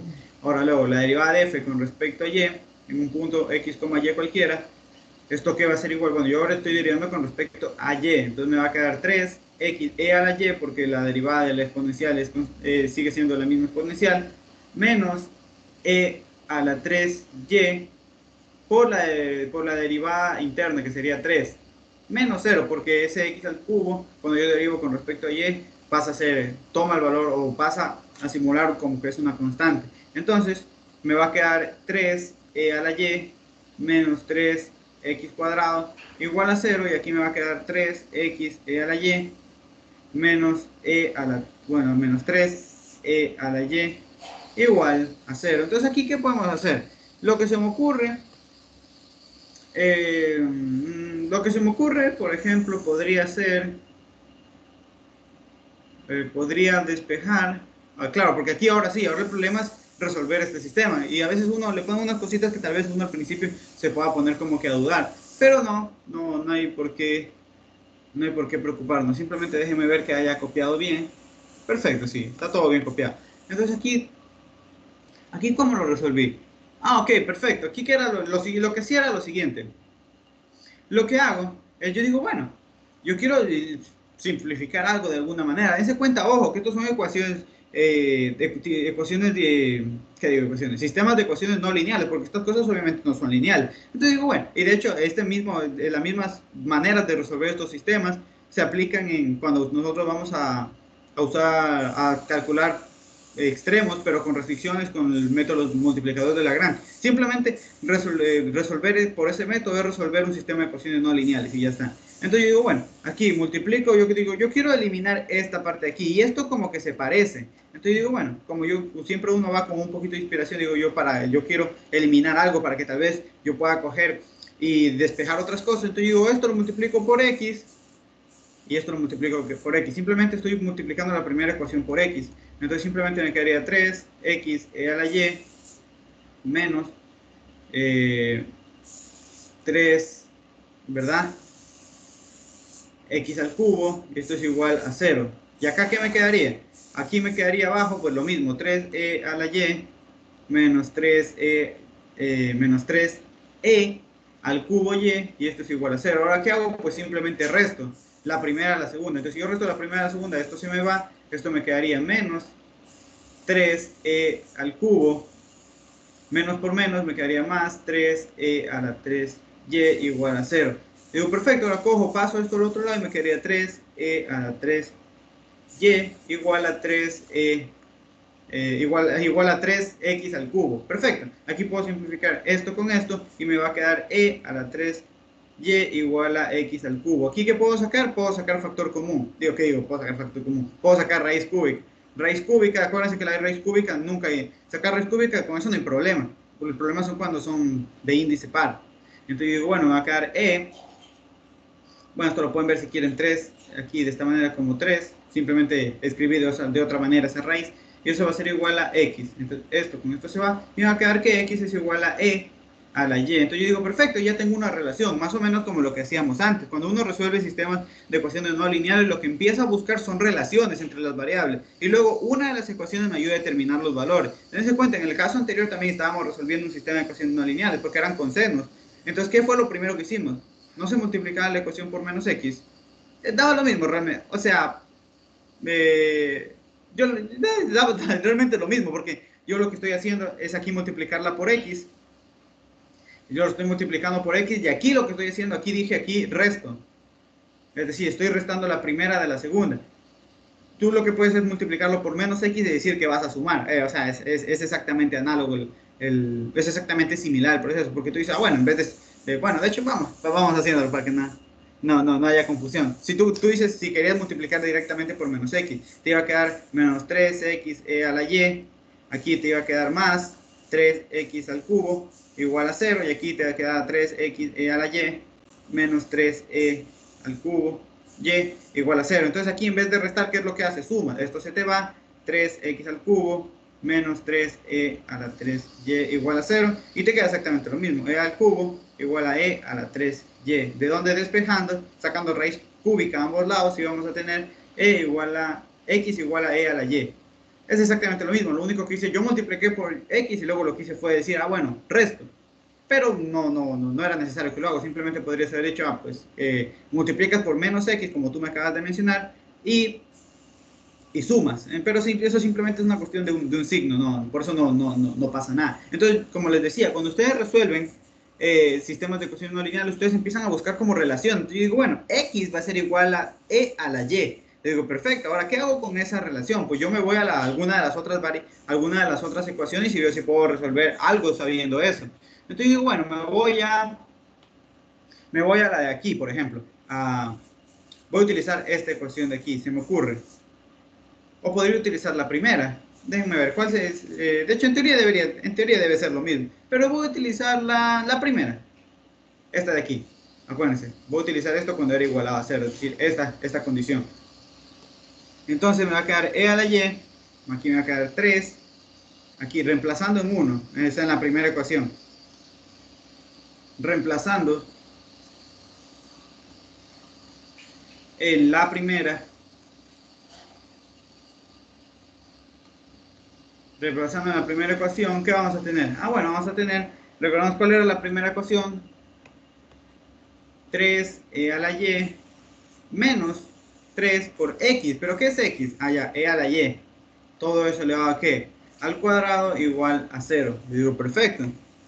Ahora bien, tengo esta parte de aquí. ¿Puedo sacar factor común qué? E a la y. E a la y sería igual a 3 menos 3e a la y igual a 0. Ahora bien, estas dos partes, sí, la multiplicación de dos números es igual a 0, sí, este es igual a 0, o me quedaría 3 menos 3e a la y es igual a 0. Ahora bien, pero este caso se elimina. ¿Por qué? Porque no existe valor alguno para el que yo eleve la e, ya sea que sea positivo, 0 o negativo. Esto siempre va a ser pues, un número positivo. Recordemos incluso por qué. Lo podemos saber por la gráfica, porque la exponencial nunca, ningún valor que nunca acuérdense que tiene como asíntota al 0.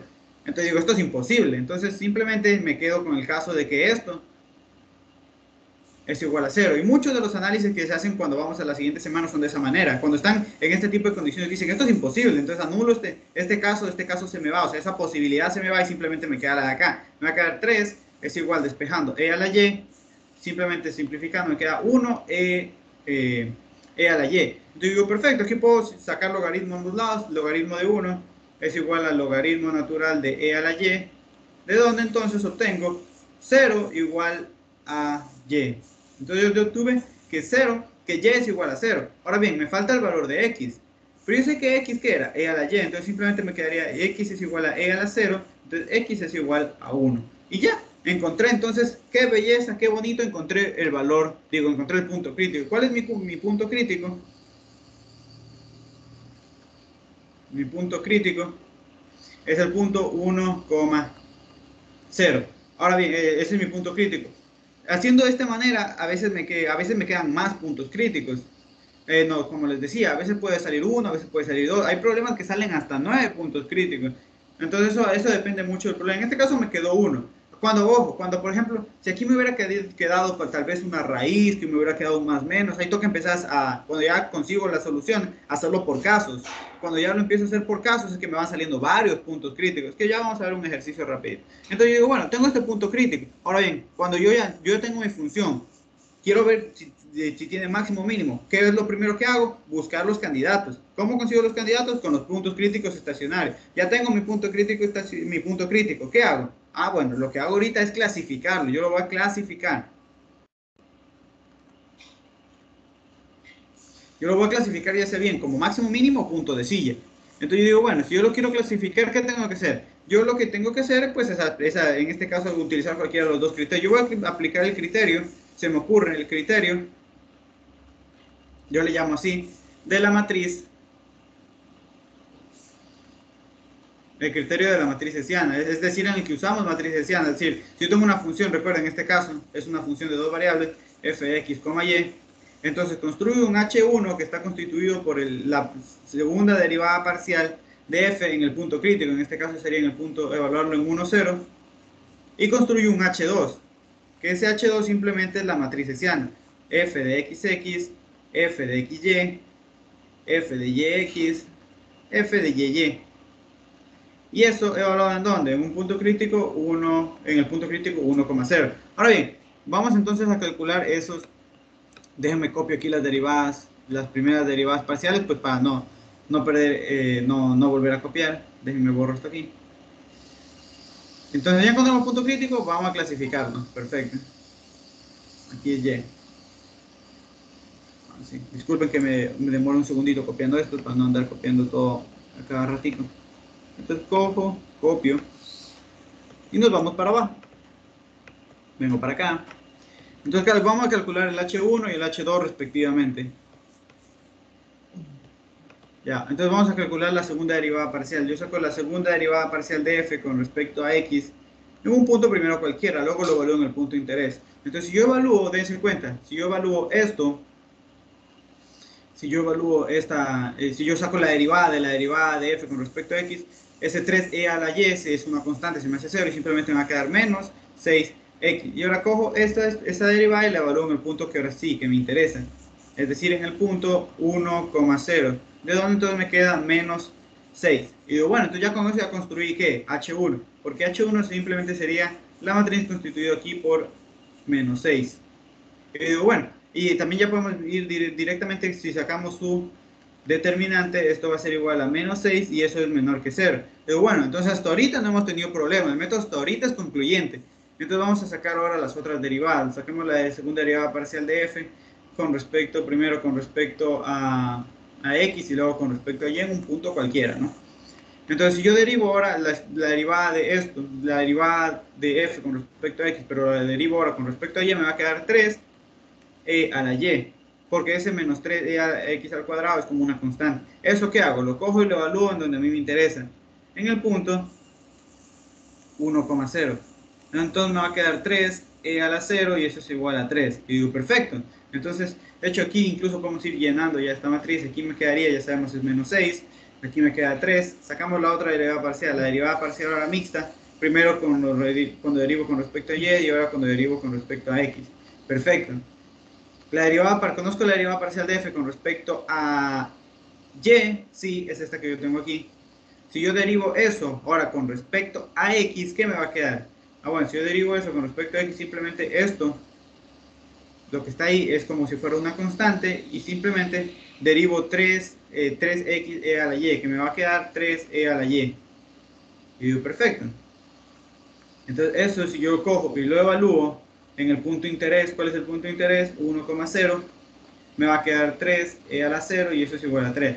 Entonces ya, aquí me quedaría 3. Y por último, entonces ahora saco la segunda derivada parcial de f con respecto a ¿qué? A y.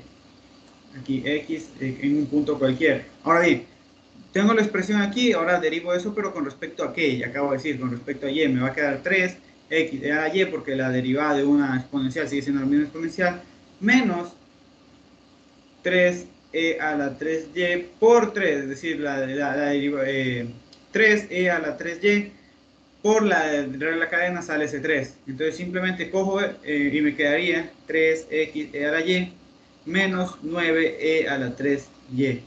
Perfecto. Entonces ahora ¿qué voy a hacer? Cojo y saco y lo evalúo en el punto que me interese, es decir, en el punto 1, 0. Entonces me va a quedar ¿qué?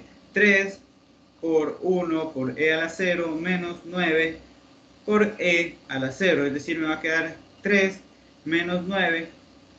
Claro, 3 menos 9. 3 menos 9, y esto va a ser igual a menos 6. Y digo, perfecto, menos 6. Entonces ya tengo H2, ahora le voy a calcular ¿qué? Le voy a calcular su determinante. H2, el determinante de H2, simplemente sacarle el determinante a menos 6, 3, 3, menos 6. Entonces, ¿esto qué es igual? Esto sería igual a menos 6 por menos 6, 36. Menos 9 por 9, menos 3 por 3, 9. Entonces esto claramente siendo como 36 es más grande, esto directamente es un número positivo, es decir, H2 es positivo. Y digo, perfecto, entonces, ¿qué acabo de concluir? Entonces, tuve que H1 era menor que 0 y que H2, el determinante de H2 es mayor que 0. Entonces, por lo tanto, la función f de x, y alcanza un máximo, alcanza un máximo, en el punto, ¿cuál es el punto de interés? En el punto 1,0. Ahora bien, vamos a ver lo siguiente. A mí me decían, perfecto, va a alcanzar un máximo. Pero ojo, eso va a ser un máximo siempre con estos criterios que estamos encontrando máximos locales, siempre son máximos, son extremos relativos los que estamos encontrando. Con estos criterios, con el criterio de la matriz hessiana y con el criterio de la matriz y con el criterio de los valores propios, cuando nosotros encontrábamos puntos críticos, los clasificamos, esos son extremos relativos, son extremos locales, ¿no? Entonces, a mí, ¿qué me decía el problema? Recuerden, de hecho, déjenme un segundito, se los copio de nuevo, aquí los tengo. Ya encontramos la primera parte, encontramos el punto crítico y lo clasificamos. Entonces, por ahí vamos todo ok, como dice mi profe de estadística, todo Gucci. Entonces, aquí.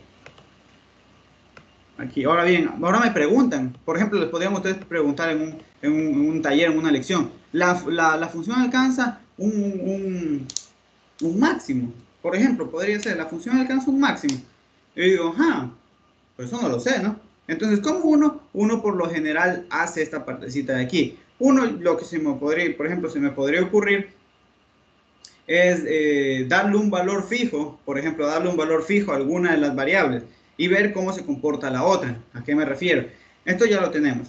Entonces vamos a ver, a mí me están preguntando, ¿la función alcanza un máximo o un mínimo absoluto? Primero, antes de eso, si es que yo sé que el dominio de la función, o donde está definida la función es compacto y la función es continua, existe un teorema que me asegura que de ley van a existir estas dos cositas. Ese es el famosísimo teorema que se conoce como el teorema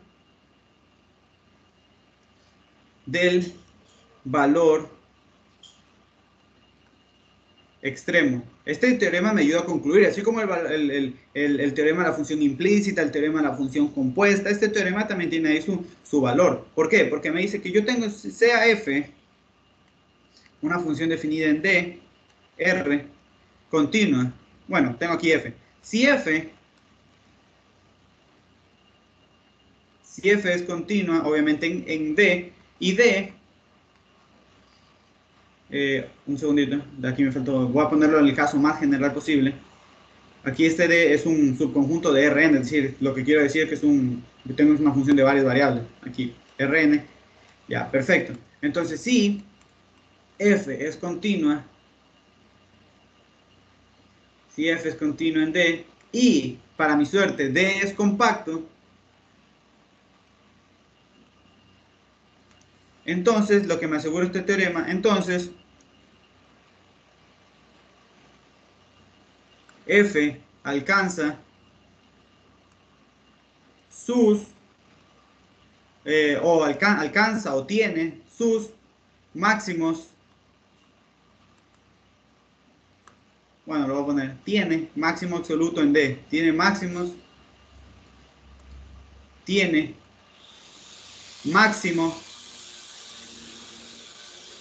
y mínimo, máximo y mínimo absoluto. Dense cuenta, esto es poderoso porque ya no son simples cosas relativas, locales, ahora es absoluto en D.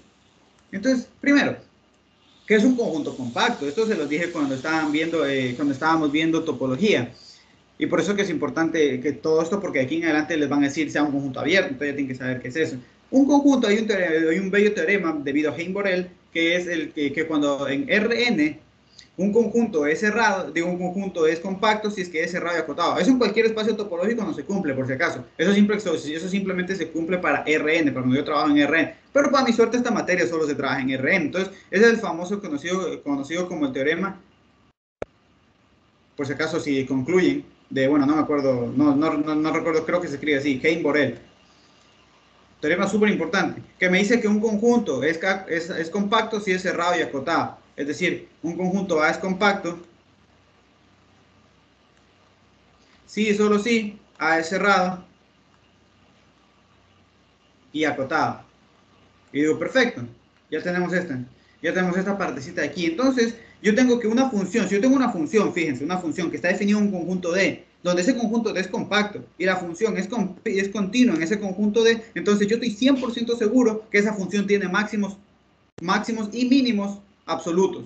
¿A qué me refiero? Por ejemplo, si es que este n de aquí es igual a 1, es decir, si yo estoy trabajando en la recta, es decir, yo tengo funciones de variable real, f, d, rn, rn, los compactos en la recta simplemente son intervalos, a, b.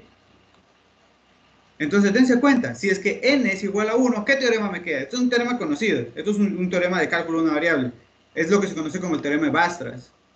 El teorema de Weierstrass me dice que si yo tengo una función continua y la función está definida en un cerrado, entonces la función alcanza su máximo absoluto y su mínimo absoluto en ese conjunto, en AB. Y era lógico, porque uno dice, bueno, si yo aquí tengo una función que está definida en A y B, y la función es continua, ya sea como esté, por ejemplo, podría estar definida así. Bueno, aquí queda un poco feo, pero eso es lo que estoy tratando de decir. Aquí era un poco más empinado. Ya. De hecho, esto no es función, porque aquí, ya ahora sí, aquí lo voy a poner así más bonito. Siempre la gráfica me sale bien fea. Ya. Entonces, eso era la idea lógica. Si es que simplemente lo que hice fue particularizarlo para un caso en específico. Si la función es continua, perfecto, es continua. Y está definido un conjunto compacto. En el caso de R igual 1, los compactos son los conjuntos cerrados de la recta. Entonces alcanza un mínimo. Entonces, claro, uno en cálculo una variable decía, pues de ley, este va a ser el mínimo y más o menos por acá podría ser el máximo o dependiendo. Entonces, acá es exactamente lo mismo. Si la función está definida en un compacto, eso es el teorema del valor extremo, que te permite justificar luego cosas en examen. Entonces, te dice que si está definido en un compacto y esa función es continua en ese compacto, entonces la función, a juro, ahí va a tener su mínimo y su máximo. Entonces recuerden, simplemente tomando n igual 1, es decir, en el caso de la recta, se deriva el teorema de Weierstrass, que ya lo vieron en cálculo de una variable. Entonces digo, perfecto. Entonces aquí me pregunto, ya, pero yo tengo ahora un problema, porque en ese cuenta esta función, ¿dónde está definida? El dominio de f. Esto, si es que yo puedo, ojo, este teorema simplemente me dice continua y compacta, puedes asegurar. Si es que yo no tengo que, si alguna de esas, si no es continua, no es compacta, yo no puedo asegurar nada. Fíjense que el dominio de esta función f es todo R2, porque yo le puedo meter cualquier cosa aquí, no va a haber problema. Entonces yo digo, R2 es un conjunto cerrado, sí, por definición R2 es abierto y cerrado, pero no es acotado, entonces no es compacto. Entonces digo, este teorema yo lo conozco y me va a servir después, pero por el momento no me sirve. Entonces, ¿cómo yo analizo si es que esta función alcanza un mínimo o un máximo? Entonces yo digo, bueno, entonces vamos a hacer lo siguiente. Entonces, lo que se hace es tomar y darle un valor en específico. Por ejemplo, podemos darle el valor que a mí se me ocurre. Por ejemplo, yo qué sé, alguien que me dé un valor, yo qué sé, f de, yo qué sé, a veces se complica, a veces no. Por ejemplo, yo qué sé, se me ocurre dar el valor en x, por ejemplo, tal vez en x se me haga más sencillo. O tal vez, por ejemplo, yo tengo aquí x, yo qué sé, 1. Se me ocurre, no sé, se me ocurre dar ese valor. Entonces, ¿qué tendría? Tendría 3 por 1 e a la y menos, ojo, miren con esto, así yo voy a poder tener ideas si es que una función tiene máximo o mínimo absoluto. 1, ¿verdad? Entonces, ¿qué me quedaría? E a la y menos y al cubo menos 1. No, a ver, era al revés aquí. Sí, era al revés el asunto. A ver, sí, era al revés, porque el valor que le di era y. Aquí evalué mal. Ya. Entonces, a ver, ¿qué es lo que estoy haciendo? Le estoy dando un valor fijo a una de las variables. Entonces, aquí, ¿qué tengo? 3 por x por e a la 1, ¿verdad? Que bien le podría haber dado, no, mejor, yo creo que es mejor darle el valor de 0. Porque si le doy el valor de 0, esa exponencial se me hace 1.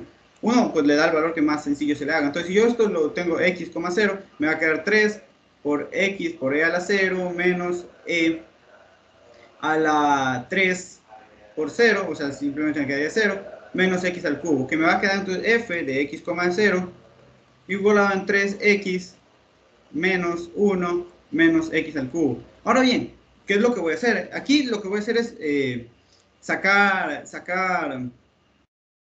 sacar límite para ver qué pasa, porque dense cuenta que yo tengo un valor fijo y voy a ver qué pasa cuando x tiende a 0 y y tiende a 0. Entonces aquí voy a sacar límite. Dense cuenta que esto ahora es una función, yo lo puedo ver como una función que depende de una sola variable, h de x. Entonces yo voy a sacar el límite, por ejemplo, cuando x tiende a infinito. Cuando alguno de los valores tiende a infinito, es decir, tiende a ser muy grande, ¿qué va a pasar? ¿Qué va a pasar con la imagen si es que uno era fijo? Entonces aquí de g de x, esto uno dice, bueno, ¿cómo yo calculo esto? Tendría, si me quedaría infinito menos infinito, pero lo podemos reescribir de otra manera. Esta función g, la podemos reescribir g de x, la podemos escribir, saco factor común, x al cubo, me va a quedar simplemente como 3 sobre x al cuadrado menos 1 sobre x al cubo menos 1, ¿verdad? Simplemente lo que hice fue sacar factor común. Si ustedes vuelven a coger y a multiplicar, les queda la misma expresión. Pero ahora esto me va a ayudar ¿para qué? Porque yo voy a tener lo siguiente. Yo voy a tener ahora que el límite cuando x tiende a 0, digo a infinito, ¿qué me va a quedar de esta función g de x?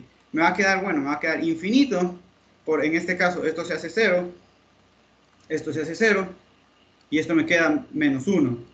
Y digo, perfecto, entonces esto me va a quedar menos infinito.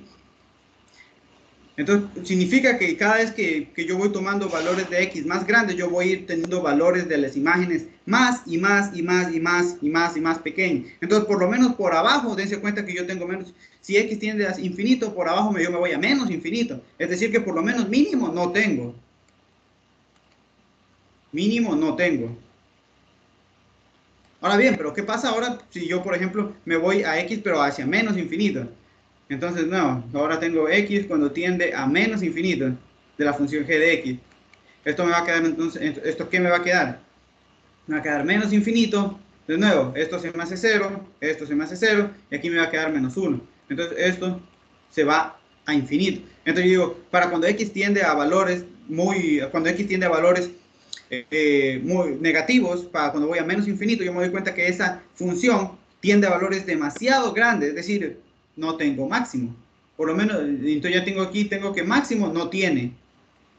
No tengo. Entonces, aquí, ¿qué fue? ¿Qué fue lo realmente que yo estoy haciendo aquí? Lo que yo estoy haciendo es lo siguiente. Imagínense que yo tengo aquí, para que sea súper claro el ejemplo. Lo que yo estoy haciendo aquí es lo siguiente. Yo aquí, imagínense que yo aquí tengo mi función, que yo no sé cuál es, pero el análisis que acabo de hacer es lo siguiente. Por ejemplo, yo tengo aquí, yo que sé, una función, se me ocurre que sea,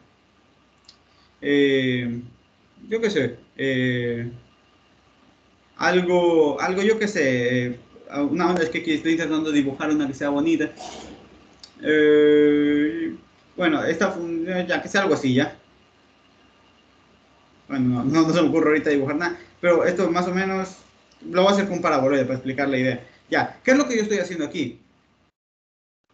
Ya, lo que yo estoy haciendo aquí, recuérdense que ¿qué yo estoy haciendo? Le estoy dando un valor fijo a una de las variables. Entonces, cuando yo le doy un valor fijo, es como que si yo estuviera cortando a esa superficie con S. Esta es la inspiración. Es como que yo lo estuviera cortando. Y lo que me está quedando entonces va a ser una curva, ¿verdad? Esa función G que me quedó es esa función. Entonces, eso es lo que yo analizo. Si es que X toma valores grandes, ¿qué pasa? Porque simplemente en vez de analizar toda la superficie, yo estoy analizando entonces solo, como por así decirlo, una curvita. Obviamente, si es que X tiene valores grandes y si esa curva sigue a valores grandes, entonces toda la superficie es porque siguió hacia valores grandes. Y acá, si es que esto obviamente fuera para abajo y yo tomé valores, en este caso ahí hacen que x tiende a infinito o que x tiende a menos infinito, yo me di cuenta que por abajo iba teniendo valores más grandes porque en uno me quedó menos infinito y en el otro iba teniendo valores mucho más grandes porque me quedó más infinito. Entonces yo digo, bueno, entonces ahí tengo un problema porque yo podría haber cogido cualquier otra función, por ejemplo, y podría haber cogido cualquier otro valor también. Por ejemplo, aquí yo lo hice en cero, ¿cierto? Aquí en cero. Entonces, ¿qué es lo que estoy sacando realmente? Cuando yo lo corto en cero, lo que estoy sacando es esta curva, esta función que pertenece a ese plano. Entonces, obviamente, cuando yo lo que hice fue analizar, por ejemplo, qué pasaba en estos casos. Entonces, eso es lo que se hace, por eso es que se da un valor en específico. Para, por así decirlo, como cortar, cuando yo corto, me queda una función de una variable y puedo calcularle el límite y ver qué pasa. Entonces, si, por ejemplo, si yo lo hubiera cortado con otro plano, pues ahí lo único es que tendría que haber analizado en otro punto. Entonces, por eso le di el 0. Pero, por ejemplo, si yo hubiera querido poner en vez de f de x, 0, f de x, 1, pues me hubiera dado lo mismo también. Entonces, así, entonces, si es que yo no, obviamente no puedo graficar, entonces yo digo, ¿qué hago, no? No, yo ¿cómo analizo un máximo y un mínimo? Pues yo digo, bueno, le doy un valor y obviamente me va a quedar la curva cuando se corta con ese plano. Cuando se corta con ese plano. Entonces, analizo esa curva. Porque si obviamente, si al momento yo cortar a la superficie con un plano, si esa curva no está acotada, obviamente la superficie era porque tampoco estuvo acotada. Yo creo que eso ya, con lo que acabo de decir, esa es la idea. Si es que yo corto a la superficie con un plano, si es que la curva que yo estoy calculando no está acotada, entonces la superficie en total no estuvo acotada. ¿Por qué? Porque simplemente esa curva es con un pedacito de esa superficie. Entonces, si la curva no está acotada es porque la superficie tampoco estuvo acotada. Entonces, por lo tanto, no, yo no encuentro ni un máximo y tampoco encuentro un mínimo. Entonces, esa es una manera de ver este ejercicio de aquí. ¿Alguna duda, alguna pregunta o ha quedado claro el asunto? ¿Alguien me podría afirmar si está claro? Hasta eso, denme un segundito aquí, que les quiero mostrar este de aquí. Este ejercicio lo tomaron en un taller y me vinieron a preguntar el anterior semestre y realmente no... a veces sí se vienen con cositas interesantes. Aquí. Este problema, porque como les decía, dense cuenta, ya hemos tratado a los dos problemas, criterio de matrices, hemos usado los dos criterios. Entonces, este problema lo pusieron en un taller, me lo vinieron a preguntar el anterior semestre, y este es el caso donde yo antes pensaba que los dos criterios funcionaban, y no, este es un ejemplo en el que no funcionan ninguno de los dos criterios. Entonces, ¿qué hacemos? Entonces dice, bueno, primero, aquí directamente me dice, no me pide que me ponga a determinar valores máximos, valores mínimos, simplemente me dice, determine si la función tiene un máximo, un mínimo o ninguno de ellos en el origen. Ah, bueno. Entonces, supongamos que a mí no me hubieran dado el punto, el origen. Entonces, yo hubiera tenido que, antes de ponerme a ver si hay un máximo, un mínimo, yo me hubiera tenido que, ¿qué? Que poner a ver cuáles eran sus puntos críticos. Entonces, eso también lo quiero mencionar. Bueno, supongamos que aquí, primero, supongamos que yo quisiera encontrar los puntos críticos de eso. Entonces yo digo, bueno, simplemente es, los posibles son el vector de gradiente de f igualado a ¿qué? 0, 0. Mucho ojo. Entonces, parece inofensivo el problema, pero ahí tiene lo suyo. Entonces vamos a ver, si yo saco la derivada de f con respecto a x en un punto x, y cualquiera, ¿qué me va a quedar? Me va a quedar menos 2xy, ¿verdad? Y si yo saco la derivada de f con respecto a y en un punto cualquiera x, y, ¿qué me va a quedar? Me va a quedar menos 2x al cuadrado y. Ahora bien, esto recordemos que yo tengo, esto simplemente es igual al 0, 0, entonces me va a quedar menos 2x y igual a 0 y menos 2x al cuadrado y igual a 0. Aquí me falta algo. Sí, aquí 2, porque quiero el derivado con respecto a x. Y digo, perfecto. Entonces, dense cuenta, aquí, esto incluso lo podemos poner un poquito más bonito, me va a quedar x por y al cuadrado igual a 0 y aquí x al cuadrado por y igual a 0. Entonces de aquí se deriva que la multiplicación de dos números es 0 si es que este es igual a 0 o este es igual a 0, ¿verdad? Que es lo mismo a que yo tuviera y igual a 0. Yo digo perfecto. Y acá tengo x al cuadrado de la segunda condición. X al cuadrado igual a 0 o y es igual a 0. Entonces x es igual a 0 o y es igual a 0. Entonces aquí tengo esta partecita de aquí. Pero dense cuenta, con que ambos valores pueden ser 0, pero con que uno de los valores sea 0, directamente eso ya me va a dar un punto crítico. ¿A qué me estoy refiriendo? Dense cuenta, si x es 0, esto obviamente se me hace 0, esto se me hace 0. Si y es 0, en ambos casos se hace 0. Si es que ambos son 0, pues qué bonito. Eso también me sigue dando 0. Entonces, ¿cuáles son mis puntos críticos? Aquí mis puntos críticos, yo tengo muchísimos puntos críticos. ¿Por qué? Porque todos los puntos críticos van a ser todos los puntos críticos de la forma. Ya sea bien, simplemente con que x sea 0 y b sea cualquier número, eso ya va a ser un punto crítico. Porque yo vengo, lo evalúo aquí, entonces me va a dar directamente 0, 0, que es lo que yo quiero. Entonces va a ser un punto crítico. Entonces voy a tener los puntos de la forma a, 0.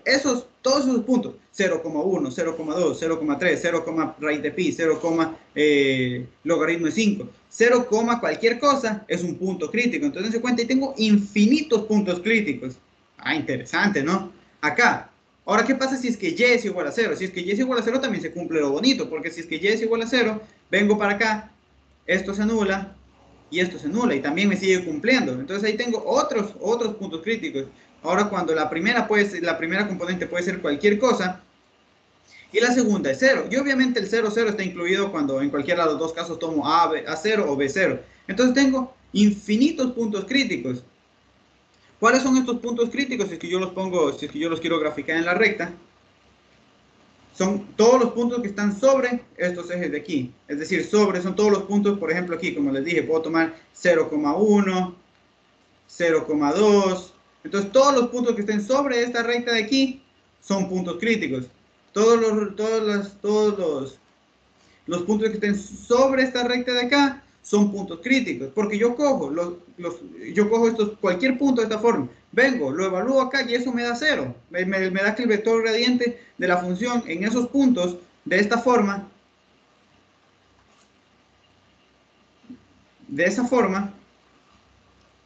me dan 0. Entonces, dense cuenta, tengo, eso es como un ejemplo. El número de puntos críticos es finito, ¿no? Aquí, dense cuenta, tengo infinitos puntos críticos. Ahora bien, digo, bueno, pero dense cuenta que entre estos puntos críticos está el 0, 0, que era el que a mí me piden en el problema. Me dicen, obviamente, el 0, 0 es un punto crítico. Entonces me dicen si es que ahí hay un máximo, si es que ahí hay un mínimo, si es que ahí hay qué. Entonces vamos a calcularlos. Entonces ya tenemos ahí las primeras derivadas. Vamos a calcular las segundas derivadas. Vamos a hacerlo primero, ¿por qué? Por el criterio de la matriz hessiana. Ese es el que yo primero uso, ¿no? No me gusta mucho sacar valores propios.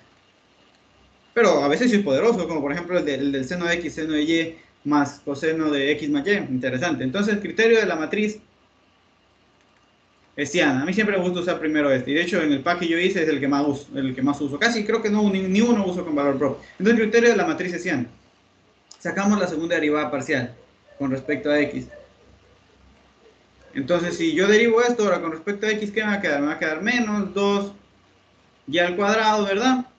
Simplemente estoy derivando la primera derivada que ya saqué, la derivada de f con respecto a x. Y eso lo evalúo en el 0, 0, porque ahí es donde me están preguntando si es máximo, es mínimo, me están pidiendo que clasifique el 0, 0, que nosotros ya sabemos que es un punto crítico. Aquí en 0, 0, esto me da 0. Yo digo, uy, desde ahí ya tengo problemas, porque recordemos que el h1 era la primera derivada parcial de xx, o sea, la segunda derivada parcial de f con respecto a x. He hablado en este caso en el punto crítico que yo quiero evaluar, es decir, el 0, que yo quiero clasificar, el 0, 0. Esto me da h de 1 igual a 0, de donde entonces su determinante es igual a 0, y por lo tanto, cuando el determinante me da 0, ¿qué pasa? El criterio no es concluyente.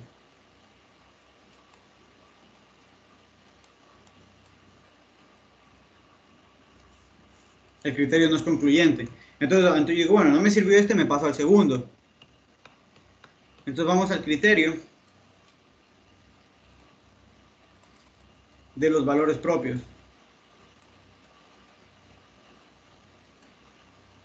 Entonces vamos al criterio de los valores propios. Entonces ahí que tengo que calcular por la hessiana. Por lo menos ya calculé el primer trabajito. Vamos ahora a sacar las derivadas que nos faltan. Saco la derivada de la segunda derivada primero con respecto a x, luego de hecho aquí vamos directamente a llenar la hessiana. Este es el h2. Ya sabemos que la primera es 0, vamos a ir llenándola aquí en un punto x, y, cualquiera. Digo, perfecto. ¿Cuál es la derivada? Si yo derivo esto con respecto a y, ¿qué me va a quedar? Si yo derivo eso con respecto a y, me va a quedar menos 4xy. Y si yo eso lo evalúo en 0, 0, ya van viendo más o menos el problema. X, y. Si yo lo evalúo esto en 0, 0, también me da 0. Entonces aquí tengo 0. Ahora bien, saco la otra derivada, la derivada parcial de f, primero ahora con respecto a y, luego con respecto a x en un punto cualquiera. ¿Saqué esa derivada? Sí, la tengo aquí. Ya, entonces yo voy a derivar eso ahora con respecto a x de nuevo. Entonces me queda, si yo derivo eso con respecto a x, me queda menos 4xy. Ahora eso lo evalúo ¿en dónde? Lo evalúo en 0, 0, porque es el punto que yo estoy clasificando. Eso también me da 0. Yo digo, uy, desde ahí ya ni siquiera, ya en este punto, podría calcular lo que me falta. Pero ya ni siquiera, obviamente aquí voy a tener la derivada, sea lo que sea, te das cuenta, la segunda derivada de f con respecto a y en el punto 0, 0. Ni siquiera necesito evaluarla. ¿Por qué? Porque dense cuenta, si yo saco el determinante de esto, puede ser cualquier cosa, o sea, esta derivada, un número, 0, cualquier cosa. Entonces, aquí, tengo esto, si yo saco el determinante de esto, esto también va a ser 0. ¿Qué digo? El determinante. No, aquí no, es cierto, aquí no, estoy criterio de la matriz. No, sí la necesito sacar. Jejeje. ¿Por qué? Porque lo voy a hacer con valores propios. Ay, se me chisquearon los cables. Entonces aquí tengo que sacar esta partecita de aquí en un punto cualquiera, ¿verdad? Entonces si yo lo saco en un punto cualquiera, va a ser, si yo derivo esto con respecto a y, me va a quedar menos 2x al cuadrado. Y eso lo evalúo, ya saben, pues en 0, 0, que es el punto que estoy clasificando, en 0, 0, que esto sería menos 2 por 0 al cuadrado, y eso es igual a 0. Entonces, dense cuenta, me quedó 0. Entonces, ahora bien, consigo los valores propios. Entonces, me va a quedar el determinante de h2 menos lambda i igual a 0. Es decir, primero conseguimos h2 menos lambda i. Esto sería 0, 0, 0, 0, menos lambda veces la identidad 1, 0, 1, 0, 0, 1. Esto va a ser igual entonces a menos lambda, 0, 0, menos lambda. Y sacamos el determinante de esta matriz. Entonces sacando el determinante de menos lambda,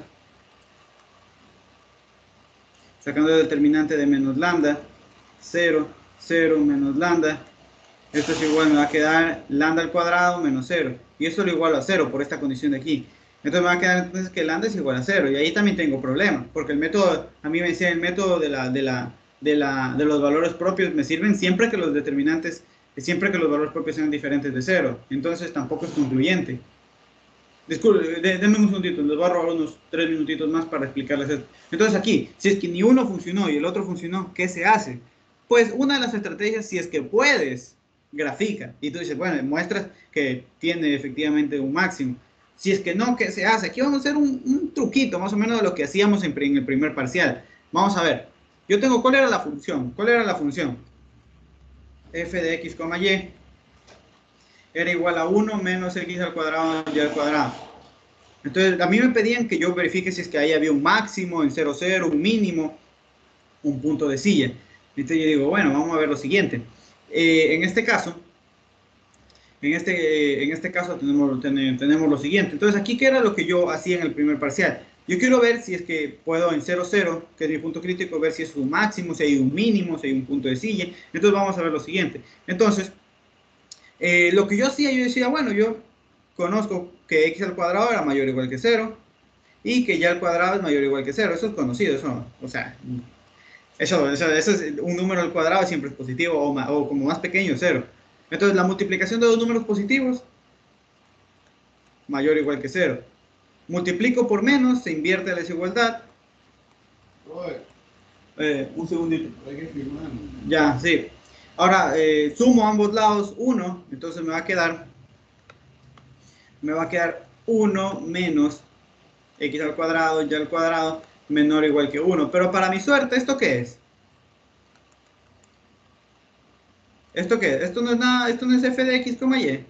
Entonces ya estoy demostrando que incluso para cualquier punto, es decir, siempre yo voy a tener que, yo siempre voy a tener que la función va a ser más pequeña que 1. Entonces ahora tengo que verificar, o sea, esto es para cualquier punto. Eso quiere decir que esa función, el valor más alto que va a tomar es 1, es decir, ese va a ser su máximo. Entonces yo me pregunto, ahora me tengo que preguntar, la función en 0, 0 toca ese valor, es decir, toca el 1, pues entonces yo cojo y me pregunto, es decir, f en 0, 0 es igual a 1 menos 0 al cuadrado por 0 al cuadrado, eso es igual a 1. Ah, ya, entonces perfecto. Entonces f, x, y alcanza justamente el máximo, porque dense cuenta, la función siempre lo más grande que puede ser es 1, y justamente en el 0, 0 alcanza ese valor. Entonces f de x, y alcanza el máximo, o alcanza, aquí alcanza un máximo. Un segundito que se alcanza un máximo relativo, o bien podría ser absoluto, solo que eso no lo podemos determinar porque yo no sé si el conjunto es compacto. Simplemente yo puedo decir, bueno, alcanza un máximo, era lo que me preguntaba, alcanza un máximo, f de x alcanza un máximo en el punto 0, 0. Ya digo, perfecto. Entonces ahora alcanzo, si como ya está alcanzando un máximo, obviamente, si ya alcanzo un máximo, ya no puede alcanzar ya no es punto de silla, ¿no? Ahora simplemente me faltaría ver que que en ese punto no alcanzo un mínimo. Mejor dicho, a ver, si yo ya tengo que alcanzo un máximo, tengo que ver qué pasa con el mínimo, porque si es máximo y mínimo, es punto de silla. Y digo, no, eso no puede pasar. Entonces, por lo menos ya sé que es máximo, que alcanza un máximo. Y yo digo, perfecto, entonces vamos a ver qué pasa con el mínimo. Entonces yo sé que, de nuevo, entonces, ¿qué es lo que yo hago? Eh, yo me doy cuenta que esta función f de x, y, 1 menos x al cuadrado, y al cuadrado, es sencillo darse cuenta que esta función dense cuenta es 1 menos la suma de cuadrados. Es decir, que a medida que los valores de x y y van tomando valores más grandes, van tomando muchísimos valores más grandes, entonces, ¿qué es lo que va pasando? La función va disminuyendo. Entonces, eso es súper, aquí como x al cuadrado mayor al cuadrado. El problema cuando uno quiere buscar un mínimo es cuando, por ejemplo, y resta, entonces uno dice, ¿esto compensa qué? ¿Verdad? Pero dense cuenta, entonces aquí, cuando la función toma valores de x y y cada vez más, toma valores de x y y cada vez más grandes, esto se va haciendo cada vez, es decir, no, lo que trato de decir, a diferencia de lo que yo hice aquí, que fue encontrar una cota por arriba, es decir, yo dije, pues para arriba, lo máximo que puede llegar a topar es 1, pero para abajo no. Esto, a medida que x y y toman valores mucho más grandes, ¿qué es lo que pasa? A medida que x y y, a medida que x y y toman, bueno, aquí no lo puedo poner infinito. Aquí, a medida que x y y toman, lo que trato de decir es que, como les dije, esto simplemente se justifica por análisis. Como x y y toman valores muy grandes, entonces 1 menos un valor muy grande, eso va tendiendo cada vez a menos infinito. Entonces eso tiende a, entonces cada vez para cualquier valor, dense cuenta que el dominio de esta función es todo R2. Entonces eso es lo que yo me pregunto, ¿en algún momento alcanzo un mínimo? Yo digo, no, pues no va a alcanzar un mínimo, porque a medida que la función x toma valores más grandes, entonces esa función va disminuyendo. Entonces yo digo, no me sirve. Entonces yo digo, perfecto, y ya, entonces ya tendríamos que esa función, pues incluso esa función no tiene mínimo en ningún lado. Esa función, para cualquier valor, para medida que los valores van siendo más grandes, si ustedes cogen y lo grafiquen, esa función va para abajo, se va totalmente para abajo, así como el paraboloide se va para arriba, la función esta de aquí se va para abajo. Entonces, mínimo no tiene, es decir, por abajo nunca está acotado, no existe algún valor tal que ese valor es más grande que para los valores que están alrededor, es decir, en una bola centrada en ese punto. Ningún valor cumple eso. Entonces, esta función no tiene mínimo en ningún punto tiene mínimo, porque para valores que van tomando mucho más grandes, esa función siempre se va tendiendo se va hacia menos infinito. Entonces digo, no tiene mínimo. Entonces, lo que alcanza en el 0, 0 es un máximo. Yo digo, perfecto. Y como está alcanzando un máximo, no tiene mínimo, entonces punto de silla no puede ser. Y ya, con eso se justifica. Entonces, eso era el problema aquí, que como les decía, los dos métodos casi siempre sirven. Solo hay ciertas funciones en las que no son concluyentes ninguno de los dos. Un ejemplo es esta de aquí. Otro ejemplo podría ser, por ejemplo, f de x, y igual a x al cuadrado por y al cuadrado. Cuando ustedes saquen sus derivadas, van a tener el mismo problema. Pero dense cuenta que x al cuadrado, y al cuadrado, la multiplicación de esto siempre es mayor que 0. Y esto es decir, f de x, y es mayor o igual que 0. Entonces dense cuenta, aquí ¿qué es lo que puedo asegurar? Por el contrario, que yo tengo un mínimo. Es decir, la función siempre, lo más pequeñito que puede llegar a ser, es que 0. Entonces yo ahí obtengo un mínimo para cualquier valor de x, y. Digo, perfecto. ¿Alguna duda, alguna pregunta? ¿O ha quedado claro? Este ejercicio me lo trajeron, como les dije, el anterior semestre, y en el momento pues no se me ocurrió cómo hacerlo. Luego dije, no, pues si no lo podemos analizar así, lo podemos analizar analizando la estructura de la función. Y así era como se tiene que hacer. Entonces dense cuenta, por si acaso lo llegasen a poner un ejercicio similar en el taller. ¿Alguna duda, alguna pregunta? ¿O ha quedado claro? Disculpen que me haya robado estos 8 minutos. Espero que les haya gustado la ayudantía. Yo sé que estos temas de aquí en adelante